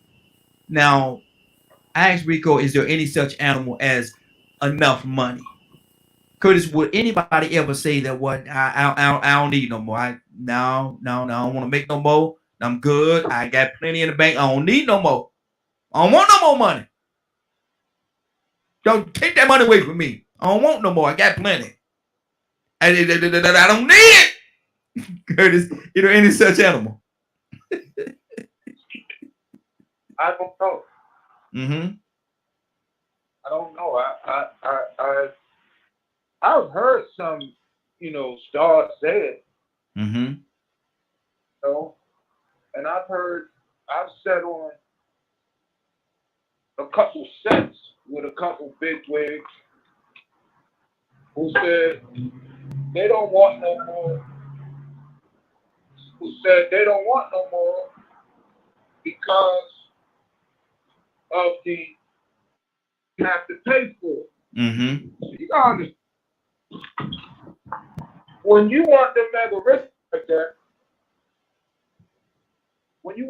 riches like that, you gotta understand that it's a price that you're gonna pay to get that. Yeah, you got that. You got a lighter? All right. There's a price you're gonna have to pay when you get that. Mm-hmm. And are you ready for what you're gonna be asked to do or to not do in order to get that money? We talked about Oprah. You know, that's my home girl.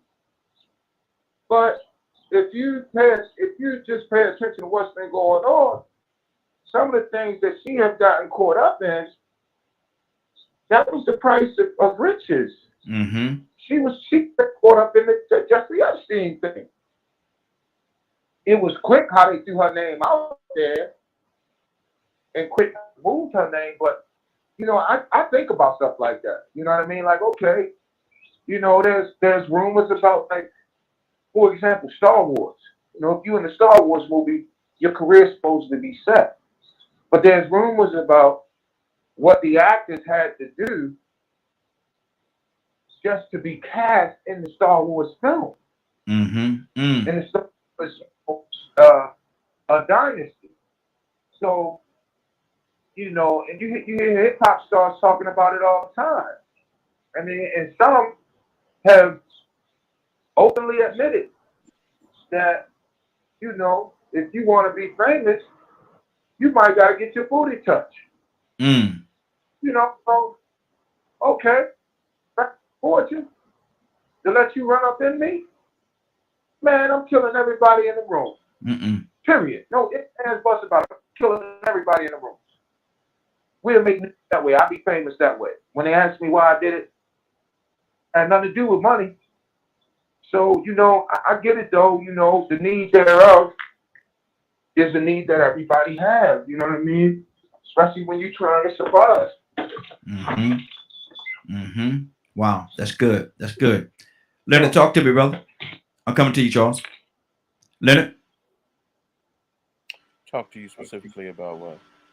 is there any such animal, man? Have you ever, if somebody would have come to you and say, man, listen, I don't need no more money, man. I got plenty of money, man. I never spent all this money. My family never spent all this money. I just don't need no more. Mm-hmm. What would you say to that person? Is there any such animal? Is that a conversation a person would have? There are some people, if you get around them, like, say, for instance, if you subscribe to certain people's experiences, like, say, for instance, wealthy people.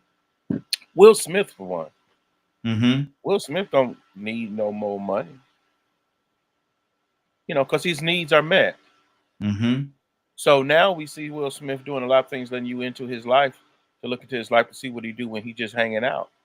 Now you pay. Now he even making money, relaxing, hanging out. Mm-hmm. See, the goal is to be able to do what you want to do, and then let somebody else pay you for it. Yeah. And that's Yeah. what he does. He takes even his free time, and not in his free time, just simply by him putting it on that outlet, he can command a certain amount of money for that Mm-hmm. if he wanted to. It's the way people maximize their potential this way that I don't have a problem with. I don't hate money. Mm-hmm. Then again, I don't love it. It's just a tool to use to get what you want. I don't believe in demonizing people with money or think that, it's somehow a bad thing. Half the time, what people would do for money, they do anyway. It ain't Mm-hmm. because if that's the case, then everybody would be, say for instance, if you don't mind sleeping with people for favors. Mm. That's a thing. Yeah. Yeah. That's not a big deal for some people. So it's this whole notion of, like, say for instance, if you notice, certain conversations people have, a lot of people doing what they're doing because they want something. And what Mm-hmm. one person does for whatever it is they want really ain't my call. Mm-hmm. So if you get a role in a movie because you did something with somebody, I don't care. I don't care. You wanted to be in the movie, and that's what you did to do it. Mm-hmm. I probably wouldn't do it, Yeah. but because Mm-hmm. you do it, don't make me no better or not. I just have a different set of principles and values. Mm-hmm. So one, if you came with me, if I can't think of it because I don't think it's ever happened to me really. Um, but I can't think of anything someone has offered me some money to do that I wouldn't do anyway. Mm-hmm. I have spent the majority, especially predominantly, this is 2022. So definitely the past 15 years doing basically things for people for free. Mm-hmm. Not because I don't need any money, but because that's what I committed to do. Yeah. And one Yeah. part of my behavior and ethics, is that I should be doing things for the common good. Absolutely. But I'm not against being paid neither. It's just my offering to you. But I Mm-hmm. think a lot of time is wasted on criticizing other people and what they do with their money. Absolutely. Badger, what's on your heart, brother? Oh, I was just making that. It's. I don't think there. I don't think there's enough people that have the mentality of community. A lot of things that I hear from most people is coming from a place of self. Mm. And it it's wild to me. Like I've said before, I've brought up conversations in multiple different groups about like living wage, and the answers I've gotten were wild. I know there are people out there that are lazy and quite honestly don't, they do the bare minimum of absolute possible. Then there are those that work as hard as they possibly can and just want to make a living on their own. But maybe Mm. they're not as smart as some people to be able to go to college and get a degree, or as good as other people at figuring out how to work the system, or being an entrepreneur, Entrepreneur. Entrepreneur. Mm-hmm. and things like that. And a lot of times, the people that aren't good at being an entrepreneur or good at being able to be successful going to college and things like that are literally just left to struggle. And if you Mm-hmm. bring, a lot of times you bring up, how about the people that are in those situations and things like that, and it's kind of like, they're on their own, or well, they can apply for all this stuff, and it's literally depending on where they live. Some some states maybe they could get some help, other states not so much. So some people are stuck just flipping a burger. So they're working full time at Walmart or something like that. If you can even get on full time at Walmart anymore. Almost everything's part time nowadays because companies don't want to deal with the health insurance stuff. So so now it's not just about earning income, it's also about, oh, well, since, we also have to worry about health care, let's just not give people a full time position so we don't have to worry about that too. So now they're not going to be able to be at home, and God bless them if they have kids. They have to rely, they're having to rely on the teachers at school and different things like that, or daycare, to primarily raise their kids, because they're having to work from the moment their kid goes to school until daycare closes. Absolutely. Or if they're lucky to have a family member that can babysit them, if they're lucky. Good deal. And yet, Good deal. why don't you just get up and move? How am I going to afford that if all my money's going to just be able to survive? Rico? It's a slippery slope. No, it ain't slippery. It's plain and simple. Like he just said, man. I said it earlier, cost of living. You got to pay to survive. You got to pay to live. And like Charles said earlier, man, I love when he said that. You can help more people. The more money you have. When you walk into those convenience stores and you see the jars on the counter with these small children needing cancer treatment, the parents can't afford it. They asking for money. Or they doing a GoFundMe.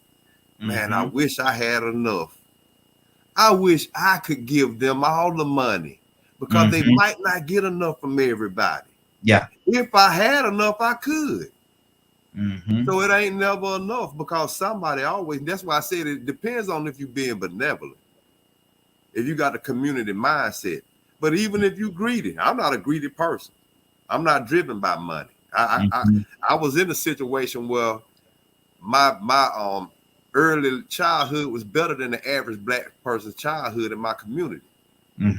But my dysfunction and the things that went on in the household was so much more toxic than some of these people that that had holes in their socks or wore the same clothes. You get what I'm saying? They still had love and compassion and unity in the family. Just so many different things that they had that I didn't have. I was a stepchild. You get what I'm saying? So imagine having those things and being on my own since 11 years old. Something had to happen for me to not be in that same household with all those luxurious things that everybody else adored. But they thought that, man, you had to have a good life. Something got to be wrong with you to want to move down to your grandmama's house. You moved from an in-ground swimming pool to roaches. I had to get somewhere where I was getting better nurture. Yeah. I had to get that. You get what I'm saying? Some concern, people cared. So that I got more wealth from her, my grandmother, than I did from being in that home with my mother. But people thought that it was dumb of me to leave that better environment. Oh man, y'all got the more. To this day, people still look at the home and be like, man, y'all live out here. And we moved out there in 1978. So it's about having things, wanting possessions, personal possessions. Like Badger said, most people are speaking from a personal perspective. Yeah. But when you look at it from a perspective of compassion, of seeing these people and understanding that in this world, people are going through some things that they can't afford to take care of. And if I really could help these people, I could. I just don't have enough money to do it. So it ain't never enough money for anybody. Even on the greedy end and on the benevolent end. There's never enough money. Unless you're like Charles Finney. Like I said, y'all look him up, Charles Finney. He gave away his billions.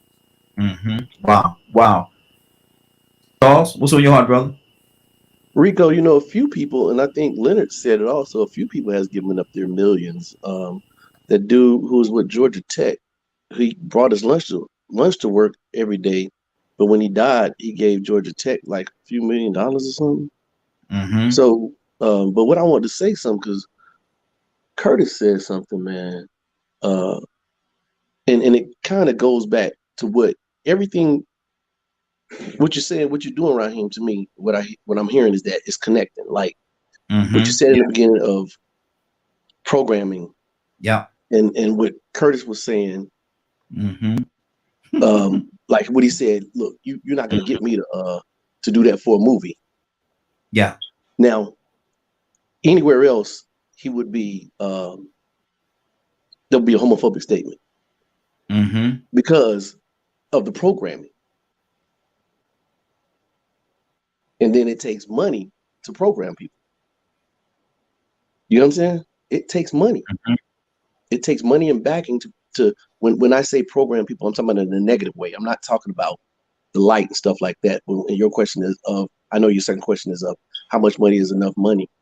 Yes. When you're looking at it like that, and most people on here are not greedy. What I'm hearing from everybody, they're not greedy.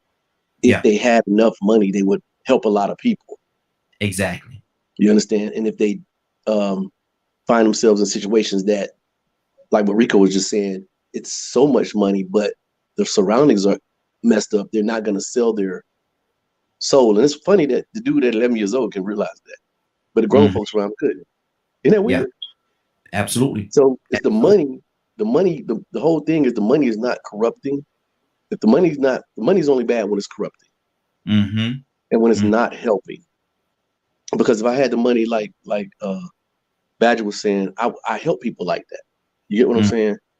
And I go to, like, if I'm at Scottish Rite at the hospital here, or the Shriners hospital here for kids and stuff, I'll put money into that. You get what I'm saying? Whether it's I'm Mm-hmm. walking by and I see them, I give them $2. Like you see the Shriner on the streets, or the firemen and stuff. The fireman fund. That goes right to them. They don't Mm-hmm. mess around with the money like other people would do. So the more money that I do have, I do help people. Yeah. I might not. You're not gonna as they say, trick me on the side of the road like these guys in Atlanta, man. They're begging for money and then they go get in their Audi. Yeah. Yeah. Mm-hmm. And it's never Exactly. enough money for them. It's never enough money for those guys either. And they're poor, and they supposedly be on the same level as I am. Mm-hmm. Mm-hmm. Supposedly. But they go out there and they'll, you know, to me, that's selling your soul when you go out there and you begging for money and then you taking from somebody and then they think that you're a certain way, you're lying, and then go get in your car that's better than their car. Hey, Exactly. Charles, Exactly. can I add something to what Charles said right there, man? Since he said that, because they exposed something down here that's been going on, and I noticed it about 2 months ago. You've been having a lot of Chinese get off on these exits and go to these shopping plazas, and they'll hire a speaker that's playing violin music, and they'll put a little young Chinese child out there and have them acting like they're playing violin for 6 or 7 hours a day, man, just racking up. And they finally just busted them. I seen Indians It do was that a up here. team of people. I'm like, man, I've been seeing them too. I thought they were actually playing the violin. It sounded good. I was like, whoa, listen Mm-hmm. at the church playing on a speaker, man. So Getting money out of no people. amount of money is too A much racket. money for those people. A racket. Exactly. A Toy. racket, that's it. A racket. Exactly. Toy, you want to tell you with us? Wow. Toy, you there? I am. Toy, I want to. I just got back from here. Okay, I want to read something to you. I'm gonna read something to you, and then I want you to comment on it because what we're talking about is how much money is enough money. And Michael Jackson, well, the Jackson Five back in the day, they had this song. The title of it was Destiny. I'm gonna read a little bit of the beginning, and you comment on what you think about what he's saying here.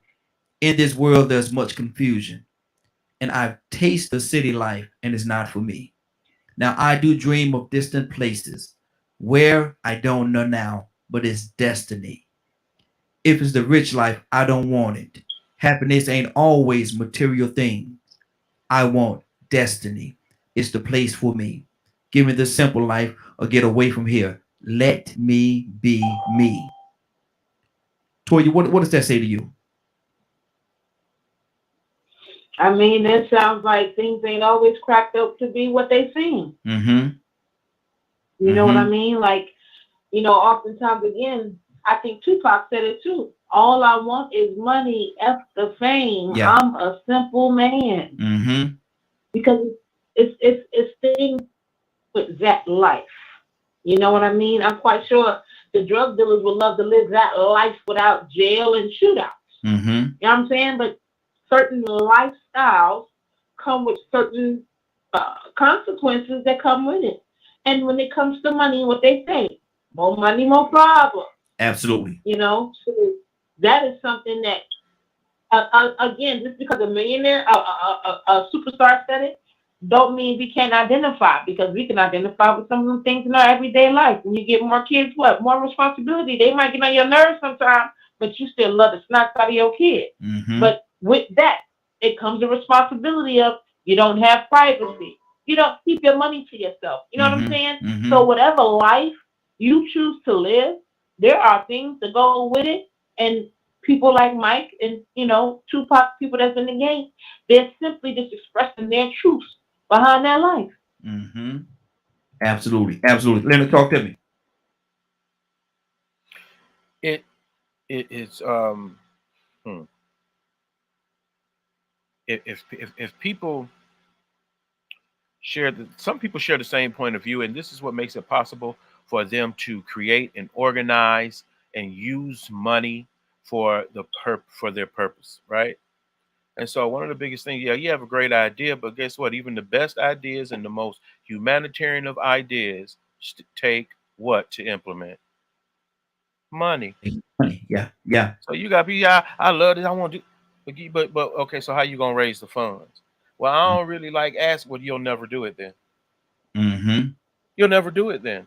Mm-hmm. Because fundraising is a critical component of implementing programs. Yeah. Yeah. And so, especially, like, say, for instance, getting a business loan. You got to go in and talk to somebody at the bank and let them know why you want this money and why they should loan you this money.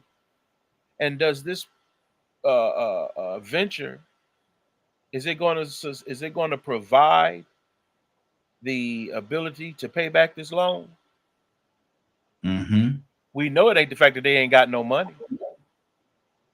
Yeah. Which is the reason why they deny you. Mm-hmm. They deny you because they either support or deny you based on how they believe that you will be successful. Mm-hmm. Oh, why I just did that right. But it's really, you have to get a healthy understanding of money and things of that nature. I believe that people who want more should do more. You know what I'm saying? How do you feel about the concept of Shark Tank? I think Shark Tank is great. Mm-hmm. Because it pairs people with money, and these people are looking for ideas to invest their money in. Mm-hmm. And then there are people who happen to have ideas and prototypes to present to them. So you have one person that creates it, and you have another person that funds it. Mm-hmm. And you have a deal on how to share the revenue. Yeah. From it. That's business. Mm-hmm. This notion that, we should do this and we should do it, and this should and shouldn't. Man, you're gonna have to put some better criteria around that. Mm-hmm. Should ain't worth nothing. Shoulda, woulda, coulda. Mm-hmm. If you didn't do it. Yep. Yep. Exactly. Exactly. Now, Cassandra, I know you love Shark Tank, don't you? I love Shark Tank. I mean, it's okay. Mm-hmm. It's okay. Okay. Did you hear? So where are we at now? I'm sorry, I had to get off. Okay. I read the beginning of the song Michael Jackson's Destiny. I'm gonna read it to you, and I want you to tell me how you feel about this, because I think this kind of lines up with what you were saying earlier about you and your concept of money. It goes like this. It says, "In this world, there's much confusion. I taste the city life, and it's not for me. Now I do dream of distant places where I don't know now, but it's destiny. If it's the rich life, I don't want it. Happiness ain't always material things. I want destiny. It's the place for me. Give me the simple life or get away from here. Let me be me. I'll stop right there. What does that say to you? Okay, I mean, just what I said earlier. I'm good with the simple life. And like I said, if I have millions of dollars, I know what I do with millions of dollars. And it wouldn't be about me getting all of this material stuff because basically that's the people that have the most money for the most part, especially the younger people, all they do with the money is invested in material stuff, the watches, the necklaces, the Maseratis and all this crazy stuff. But if you have money and you're using it, you know, to benefit you, your family, well, I have no problem with that. But for me, I don't care about that. It's all good. It's all good. I've never been filthy rich, but I've been in a place where I didn't have to worry about money, and it was good. I wasn't trying to get any farther than that. And if I get there again, it's good with me. If I don't, guess what? It's still good with me because I'm still fulfilling. I think we lost Cassandra there for a second. She might be in a bad spot. Yeah, I think we just lost her. Hopefully she'll call back in. Rico, why is it a lot of time? Now, I'm certainly not gonna paint with a wide brush and say all the time because it's not all the time, but majority of the time, why is it the people that have the most money are not trying to be all flashy and flamboyant or however you say that fancy word? Yeah, I knew Little could laugh. How you say that thing? How you say that thing? Flamboyant. Flamboyant. Yeah, that's it. That's it. Why is it, man? You know, I met a couple of people, and I know people that has millions of dollars, man, but they jeans and t-shirts and not ain't gonna say run over shoes, but comfortable shoes. They're not all flashy like people that's trying to fake it until they make it type attitude. Why is that, Rico? Because people desire money so much that you're gonna attract people that want to kill you and rob and steal and kidnap you for it. They want to take it from you. They want to swindle it out of you. You're gonna get a whole lot of unwanted attention from people that don't mean you any good. Opportunistic people. That's what it really boils down to. You're gonna have a whole lot of opportunistic human beings flocking to you. Yeah. Your fans gonna pick up. You're gonna have a whole lot of supporters. Remember when I used to cheer for you back in the day? Yeah, I was up in the stand, but yeah, I was clapping for you. I knew you were gonna make it. Hey, boy, give me a little something. I remember one of my cousins made pro football, made it to the NFL, and he hadn't seen my aunt in years. And one of my aunts, when she saw him, she said something in a joking manner. Give me some of that money you got, boy. I said, Lord have mercy. Even when she joking, that came off like somebody wants something. I'm like, you know, this is your nephew. Hey, give me some of that money you got. I was like, wow. This cousin, everybody used to wonder why we were so close. Because whenever we went out, I had my own dough. I had my own bread. Cuz, keep your money. But he used to like to sit it out. He wanted that attention. When he hit the floor, everybody talked about him like a dog. The same ones that loved him. But I love him, man. He set it out. They talk about him. Yeah. When he hit the floor. You know, but then you gave that Michael Jackson lyric. Everybody know Michael Jackson had leeches and parasites come around here. They wanted to eat off his momentum. Exactly. Right now, I got a city councilman that's 22 that calls me all the time.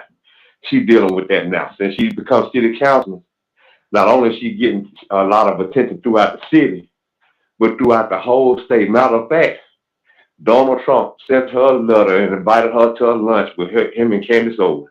And she's just a city councilman in a city of 23,000 people. But her momentum is so huge that some people can't believe me and her communicate like this. This is how much attention she had.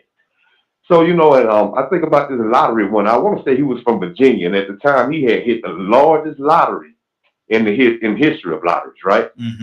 This one, Powerball, before Powerball got as big as it is now, it was maybe 14 or 15 states at the time. And they got with this man like 7 or 8 years later. His life was in shambles. Some of his family members had died from overdoses. People had been stealing money from him. People were getting kidnapped. It was threats on his life. And he did the right thing. I remember when he hit it, he said he was giving 10% to not only one church, but 3 churches. Mm-hmm. I mean, he was trying to do the right thing, and then he tried to look out for his family. Then they started getting friends, and all of a sudden his compound became the hangout.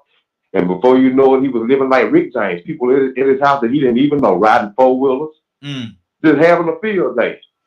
He hit the floor, and at the same time, he got sued for people being hurt on his property. Like I said, his grandchildren was overdosing on dope. They had an unlimited supply of everything, and he said it was the worst thing that could have happened to him. Mm-hmm. Mm-hmm. Wow. Wow. Willa, good morning. How you doing this morning? Good morning, Raheem. Good morning, Glow Crew. Good Glory Crew. Good morning. Man, look here. I was worried about you. No, I take kids to school in the morning. So when I drop them off, I'll be listening. Okay. But that's when I call in after I drop them off. Okay. Now, how much money is enough money? That's a good question, Raheem, because the question should be is when you have that money, what you gonna do with it? Mm-hmm. But it just depends, I guess, on the individual. Because I can just go by again my experience. Because for me, like I told you, I married my best friend. Mm-hmm. But we're like somewhat of two different people. Now my husband, on one hand, he'll buy 1,000 cars. For me, one is enough. Yeah. But and I definitely handle the money. I handle it because he's not good with it. Yeah. So I have to make sure that I manage what's coming in. That what's coming in is not too much going. That we got enough coming in to benefit what we got going out. So I'm the money manager. Mm-hmm. So I said that to say that for me, it gets to enough that we don't have to work all hard and not enjoy what we done made. But for my husband, he wants more because he chases a Powerball, Mega Ball dream every day. For him, he wants a lot more because he wants a lot more things, should I say. Mm-hmm. And I want to also back this up with this. I'm in ministry, Raheem. Yes. And I, when I first got in ministry, I told the bishop, I said, I don't want you to take up a collection for me. Mm-hmm. I don't like that because I don't like to look like, should I say, I'm not judging nobody. Don't take it that way.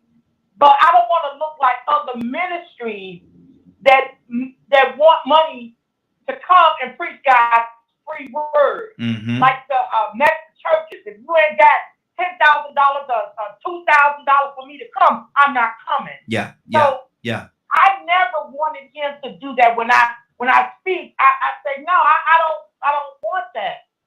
But he tries to say, well, if people give you a blessing, that's fine. Yeah, if you give me a blessing, that's fine. But I don't want that. I don't care if I have to go out of town. I'm going to pay for it myself. Mm-hmm. So I'm just trying to give you two different scenarios when it comes to money, the way I think. Mm-hmm. Now, like I said, my husband thinks differently. I think one way. So it is what it is. Exactly. Badger, what's on your heart, brother? Sitting here thinking about things, man. Mm-hmm. I guess for me, I'm very community minded. So I'm more for I just feel like things are so overly priced that it's just it's hard to do anything. And then you look at the space race and all this other stuff going on, and we have a struggling healthcare system. There are people that are forced to eat things that aren't healthy. And it's, at least from my perspective, it's wild. Mm-hmm. You know, they put so much, not everyone, but a lot of people put so much thought into this materialistic ideology of IOUs, and it's it's something I sit back and watch, and it's just wild. You Mm-hmm. know, like Rico was saying earlier, you know, it's thousands of dollars for some of these tests. Some of these tests.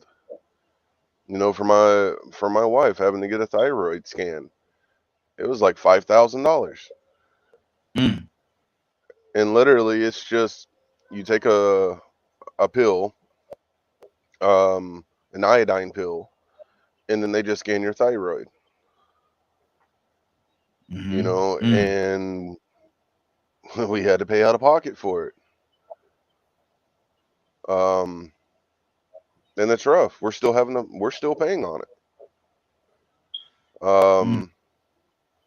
So it's, I guess for some people, you know, when they look at the situation and things like that, is why I made the comment I made earlier about, you know, the corruption and how like everything is so overpriced. You know, a living wage doesn't truly exist unless you're making roughly $40, $50 an hour, unless you're lucky and blessed to find a house that is actually within the budget that you currently have and things of that nature. That's Great Spirit providing, but not everyone has access to that. Mm-hmm. So, you know, in those situations, you know, people are working there, just working as hard as they possibly can, and then they just hear the comment, "We'll just work harder. Go get Mm. another job, quit that one, and go find one that pays more." It's your fault you're in the situation that you're in. Mm-hmm. Wow. Wow. What kind of mentality is that teaching not only the person that is receiving those comments, but anyone younger that's hearing that? Mm-hmm. I'm looking at the society and what we're teaching the kids, you know, the younger generations, and to me, quite honestly, they've learned nothing. It's how do you hate one another? Material things are more important. Mm-hmm. Selfishness is more important.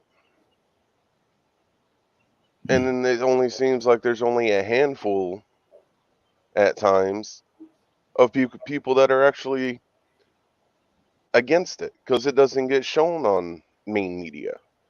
You have Wow. to get lucky and know where to find those groups on the internet and hope to God that the group isn't a greedy group, but Mm-hmm. they're a legit one that is for helping the people. Good deal. Because Good there's a deal. lot of them out there that's nothing but a pyramid scheme. Mm-hmm. Good deal. Let me go to let me go to Charles. Charles, what's on your heart, brother? What's the conversation still the same? Yes, we're talking about we drifted a little bit now about greed and stuff like that, and what does greed, who does greed benefit? Let The me ask you that. greedy. Mm-hmm. But Greed benefits the greedy. what does it do for the community? Um, Is it it's a according to what. Well, it's according to what. When you say the community, what community are you talking about? as a whole? If we all live in one community, and it doesn't matter.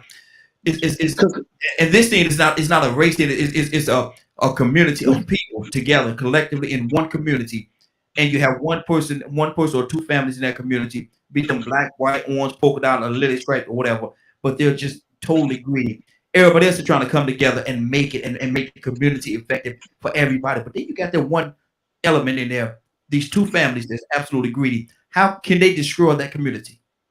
no, they can't destroy the community. They can get kicked out of the community. It's according to how the community is. Sometimes you have a community full of greedy people. Mm-hmm. So, but if you have like what you're saying, just in the ways of a village or something like that, or a community that somebody that's greedy, or a family that's greedy and the other one's not, you have that all the time. That wouldn't affect a strong person You understand? I don't think that would affect a strong family or a strong person because there's greedy people around us all the time. Mm-hmm. You get what I'm saying? Unless if I'm getting it clear, it's greedy people around us all the time. That greedy people don't affect me because I know what I have to do and what my worth is and how I need to go about getting it. Mm-hmm. You understand? So greed is just a thing that's always going to be there, man. Greed, like gluttony, like all of 7 sins and stuff like that. They're always going to be around. It's just, to me, in order it to affect me, I would have to. I don't know, man. I don't think it could affect me because of the way I'm built, the way I was made. A greedy person, they're gonna get the greedy people are gonna get theirs. You understand? Yeah. They're gonna get theirs. They're gonna, and when I say gonna get theirs, I mean they're gonna be greedy enough to do whatever they got to do to get theirs, as long as it's not. And I think, let me ask you this, then, because I want to understand. Like, if the greed, what you're trying to say, my question is, if the greed affected me, right? Yes. Like, so what you're saying is the greed affected the community, like everybody else got poorer and they got richer. Well, not necessarily that. Everybody's trying to do something to uplift their community and come together and pool everything together to move their community in a positive direction. But you have just a few leeches in that community that's always trying to consume and take and not trying to give anything back. Right, because greed doesn't have to be rich. It could be poor and want to be that way. Exactly. Oh yeah, they had to get out that community, man. If I was in that community, they had to go. Because then it is affecting the community, like you said. Yeah, I get it. Yeah, and no matter what I do, it's still going to affect the community. If that greedy person is, if I'm the person helping the community and the greedy person is the one taking stuff away. Exactly. Leonard? Yeah, I get it. Yeah. That's my answer. Good deal. What do you say to that, Leonard? About the greed portion about what you were talking about? Yes, sir. Greed is that condition that some people have where regardless of what they have, they want more. Regardless. And they're always going to be around. I think that is one of, we have any Catholics on the line? No. Oh, ain't that one of them cardinal sins? Greed. But you some are listening, so be careful now. Some are listening now. Be careful of what? Go ahead, brother. Go ahead. Exactly. So, what are the 7? I think greed is actually a cardinal sin. It is for most people. So, I mean, it plays a big deal, and it definitely informs the way people move. Like what? I just got to have Crimea. Good out, Charles. Wow, you got all this up. No, but I want that too.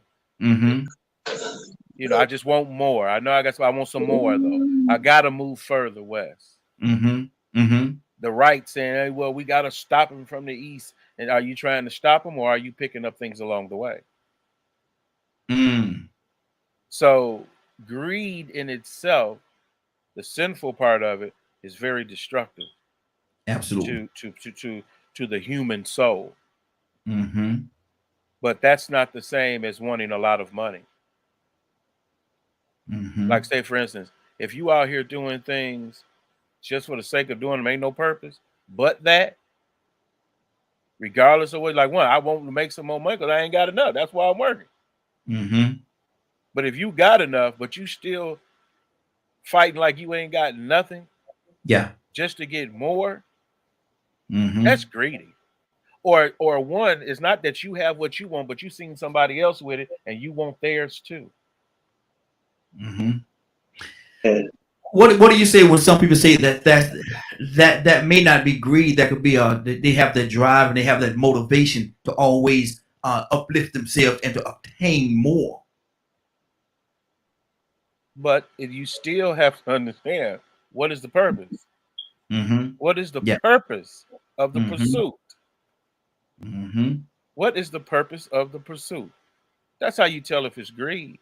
It's the purpose of the pursuit. Greed just don't be hanging out by itself. Yeah. It come with something. That's why when somebody people just greedy. For what? About what? Greedy about what? Because it ain't just money. It could be women. Exactly. It can be Exactly. anything. You can impose your greed can be imposed on anything, which is why it's giving that title of a cardinal sin, because it includes so many other things that go into greed. Good deal. Let me do this. Hey, Hold, hey. hold on, hold on, y'all. Let me pull some people. I'll come right back to you. Hold it. Hey, man. Let me go to Toy with a T. What's on your heart, sis? Is greed a terrible thing? Because I don't know what y'all was about to call. Is greed a terrible thing? Toya? Absolutely, it is. You know, it depends on what you're gonna do for it.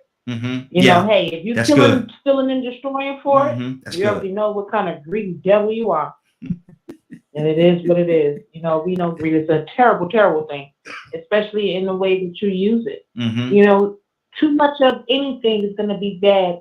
Again, depending on the way that you use it. You know what I'm saying? So, I mean, in this world today, we know what the look of greed is, you know, what the sight of greed is.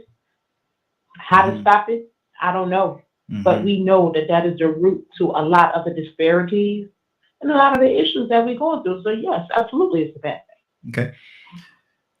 Rico, how could greed be motivated into good, into a good cause, into something that can be good? Well, first off, they totally different. I ain't even a Bible reader, but I know ain't no ifs, ands, and buts about greed. Because when you talk about greed, it's automatically you just want it all. You don't care nothing about nobody else. The only thing you want to do is make sure that you got it all and they ain't got none.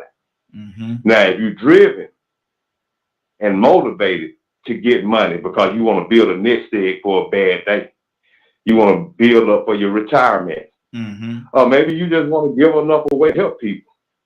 So you are driven to make as much money as you can so you can help. See, Leonard said something key. He beat me to it actually because I couldn't wait till you got to me. I was going to say, man, there's reason behind it. That's going to determine whether or not you're being greedy or whether you're just being driven. If you're doing it just to keep up with the Joneses or to be the best, the most, the first, then you're doing it for greed purposes. But if you're doing it because you want to help somebody, you want to accomplish a goal, maybe you want to help yourself. Maybe you got a goal set for yourself. That's just you being driven. Maybe you have got a money amount set. That's your target. When I make this much money, I'm going to retire because I know I've invested the rest of it and I can survive off of it. Okay, that's drive. You have a goal that you achieve. But when there's greed involved, it automatically only goes in one direction because you said the word. And me, not being a Bible reader, know that it ain't no way you can manipulate it or say no if. If it's written in stone, that greed is one of those 7 deadly sins. Yeah. Ain't no ifs, ands, or buts. I don't recall ever seeing an if in there. I never even seen the word drive or positive or purpose mixed in with that. It was just greed is greed is greed. Exactly. That's all it is. That's all. And what does it benefit? It benefits crime. It benefits chaos and destruction. You know, that's what it causes. But man, I got to shoot back at Willow. I told y'all she was special, man. There have been very few people that I've heard say what she say. And I've always felt this way. You know, if I was a preacher, if I was a doctor or an attorney, I'd be the brokest ones you ever seen in your life. Just like Tesla. You know, Tesla died broke, but guess what Tesla was trying to do? Everybody free and he died broke. With that, all that intelligence, if I ain't mistaken, I think they said Einstein may have died broke. I might be wrong on that. But see, this is the thing. I don't agree, and this is why I say we've been Europeanized, and we are so goal-oriented for money program. We have bought into a system that says, I got the word to preach to you and bring you to heaven and to lead you to God. But if you can't afford it, I ain't telling you. I got the technology and the medicine and the treatment to help your little child that you got on that. Matter of fact, I got all the knowledge that I need to get you in the court so I can help you get custody of your children. And I'm looking at it and I'm seeing it's wrong and I'm seeing that you need to get custody because this child wearing the same clothes and I see the same reports that you got. CPS, but guess what? Even though you need it and that child needs rescuing, if you can't afford to pay for my services, there might be a program somewhere that can help you. That's the world we live in. But you hear what Willa said? Willa said, man, you know what? Don't pay me to preach the word. Yep. Don't pay me to save lives.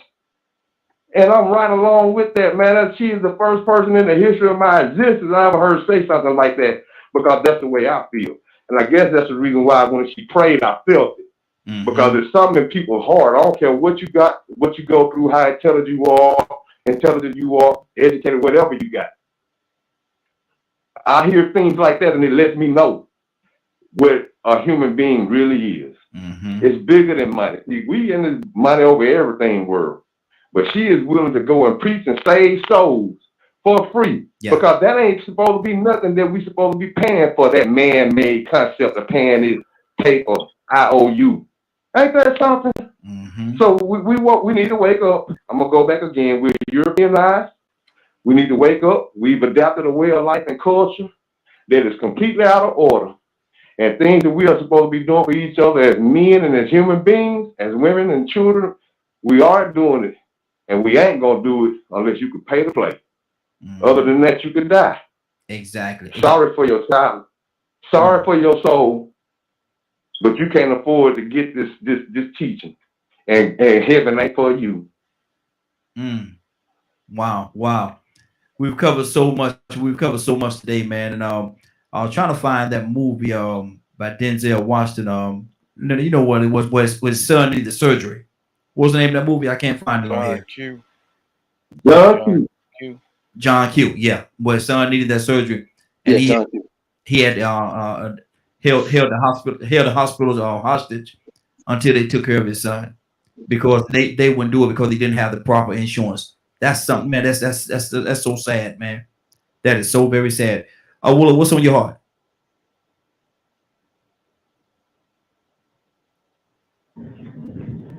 You call me, Brian? Yes, ma'am. Hi. Remember I told you earlier that I take some children to school. Yes. Well, I retired from Mars, so I knew some young ladies at Mars who worked like a temporary job at Mars. They didn't get paid as much money because they weren't permanent. So when I retired, they asked me would I take their kids to school. I retired in 2019, and they asked me would I take their children to school because, first of all, they trusted me with doing that, and if I didn't have any job, would it be okay? And then they asked me, well, how much would you charge to take our kids to school? And I told them, I'm not going to charge y'all anything. Because I know, first of all, you got a temporary job. And I know you can't really afford what you're doing right now. I said, so I'm okay with not charging anything. Yeah. Anything. So the little 5-year-old boy that rides with me, it's a 5-year, he's 5, he's just as cute as he wants, his name Juju. I call him Joel. He told his mama now. Now he told his mama them on his own, are y'all giving my grandmama some gas money? And when she told me that, I just bust up because he calls me grandmother. He calls me grandma. He lost his grandma and he looks at me as his grandmother. Wow. And he said, I don't know where that little boy got that from. I don't know where it came from, but when they told me that, tears to my eyes. That little boy would tell his mama, are y'all giving my grandmama some gas money? Absolutely. So I just wanted to share that with you, that it's not so much the money, it's the love of money that's destroying us as people. That's what the Bible says. It's the love of money. Because we know that money is a necessity for a lot of things. But as long as God keeps providing it for you every day and allow you to get up, you've already been blessed. Absolutely. Amen. Absolutely. And thank you, Rico. Thank you so much. And I'm gonna tell you something, Willa. I'm gonna speak for a second for Rico. I hope you don't mind me doing this, but I'm gonna speak for him. I believe now. I'm not gonna say absolute, but I believe if Rico was in the same place, he might even come to your church. I ain't gonna say he's gonna come every Sunday. Man, you beat me to it. You beat me to it, man. Listen, man. Let me tell you something, man. I mean, what she just said is the thing that I have done so many times. And I look at myself and I'm like, man, you know what? I know I'm supposed to charge for this. but they really can't afford it. Even if it was just taking people to work. It's been times that I worked and I had people that needed rides. I ain't fixing to charge you. I got to pass by your direction anyway. You don't have a car. So I'm gonna help you save your money to get you a car. I got to go in that direction. So I'm not fixing to charge you just for helping you, my fellow human being. So man, you know what? I'm like, man, listen, if I was in her city, I would be up in her church. You hear me? Absolutely. Because I ain't never heard anybody. I mean, man, this is rare. I'm like feeling a certain type of way because I'm hearing this stuff come out of my mouth every day. And I'm like, man, I feel something different about her. And to hear her say that she did that, and then all of a sudden they started calling her grandmama. Oh my goodness. That sounds like some of my situation. Some of my situation. And that's how big of an impact, the influence you can have on people, not even realize it. Just doing it because it needs to be done. Screw some money. Exactly. And so, you know, I'm gonna tell you something. I really believe when he said if he was in your city, I believe he'll be in your church and sitting there and help, might be jumping up and down and all kind of things. Ain't no telling. I'm about to stop now.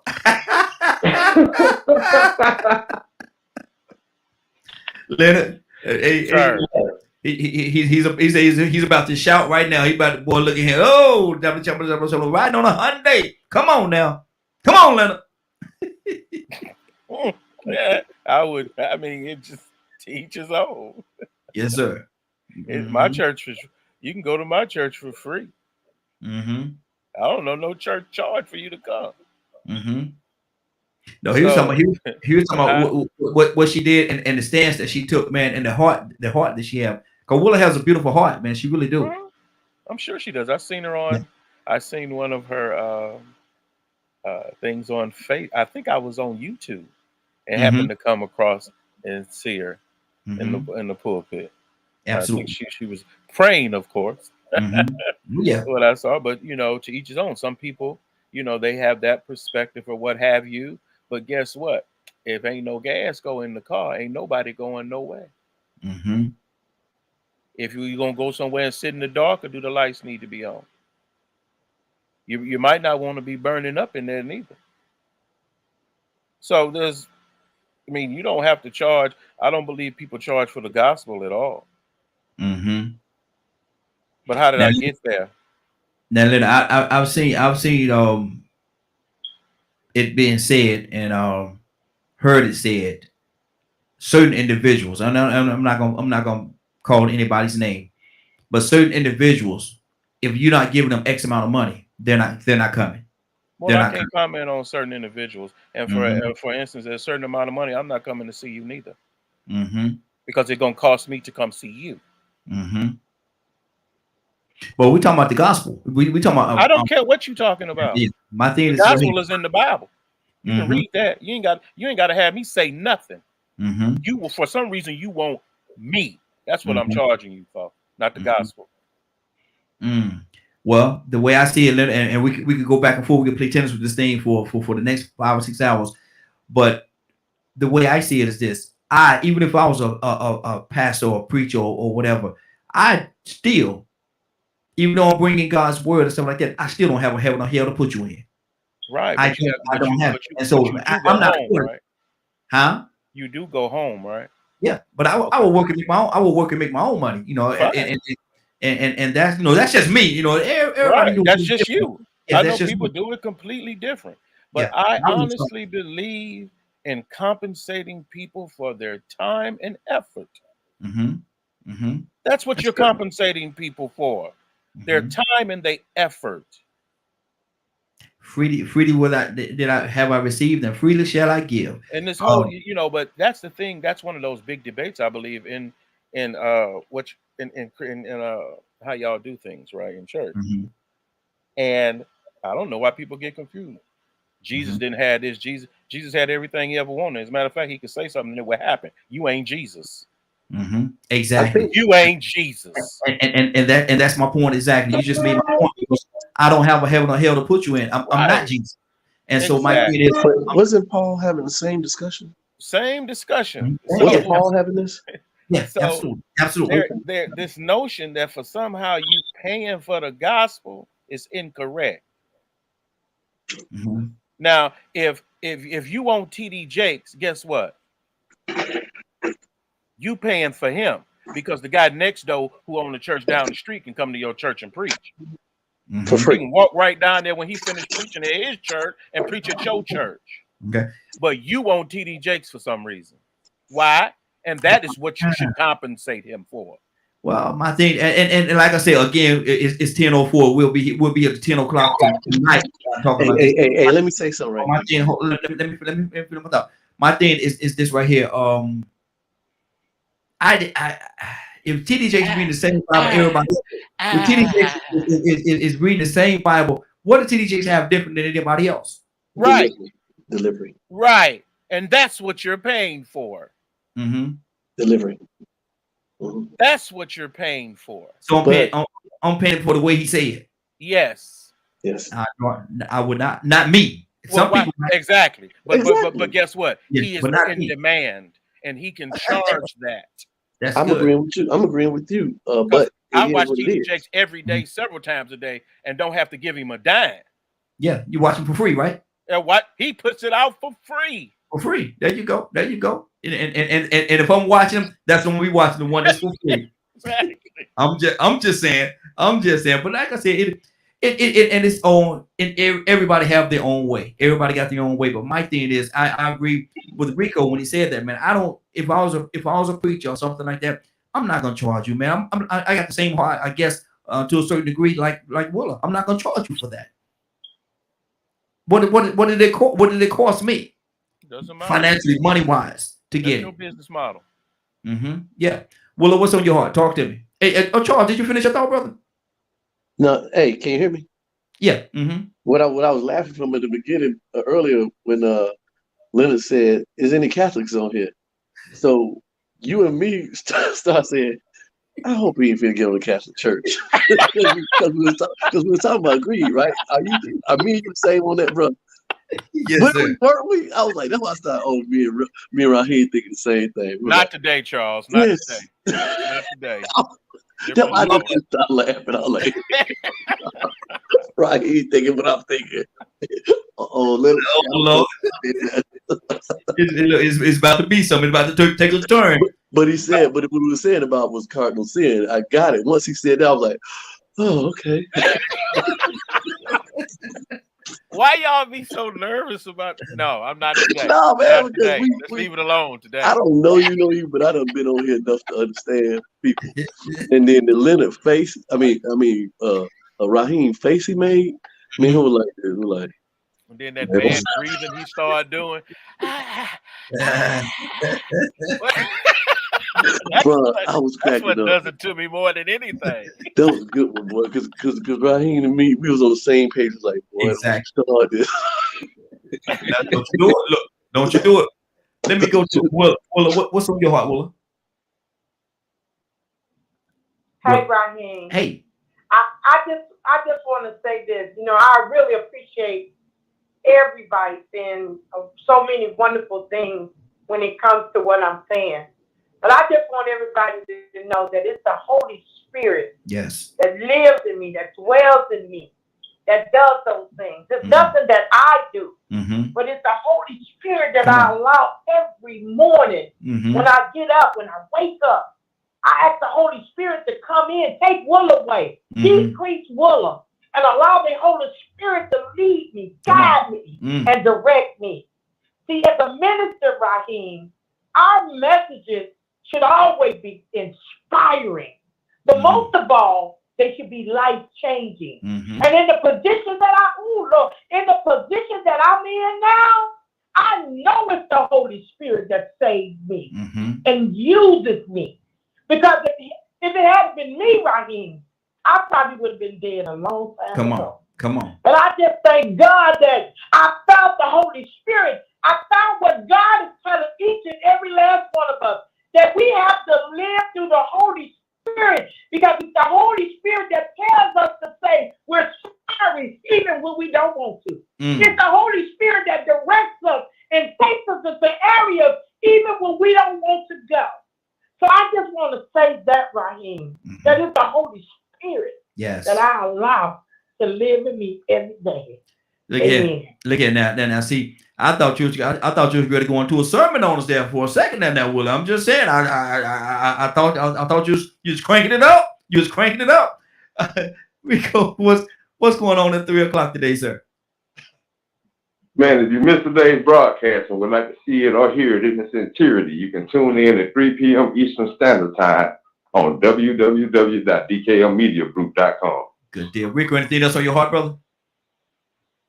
Yeah, man. I mean, like I said, she hit it on the head, man. And I think it was pretty summed up very easily for us to understand. Mm-hmm.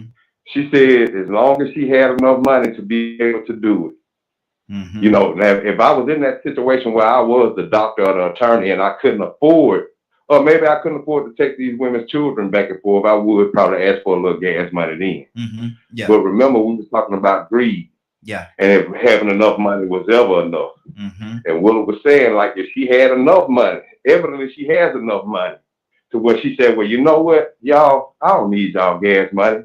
I'm going to do this to help y'all so y'all can get in the position that I am. Yeah, exactly. That's not taking advantage of an opportunity. That might be your occupation. That might be something that you volunteer to do. Yes. But everything shouldn't cost $1. Mm-hmm. Good deal. Sometimes we have to do the community thing.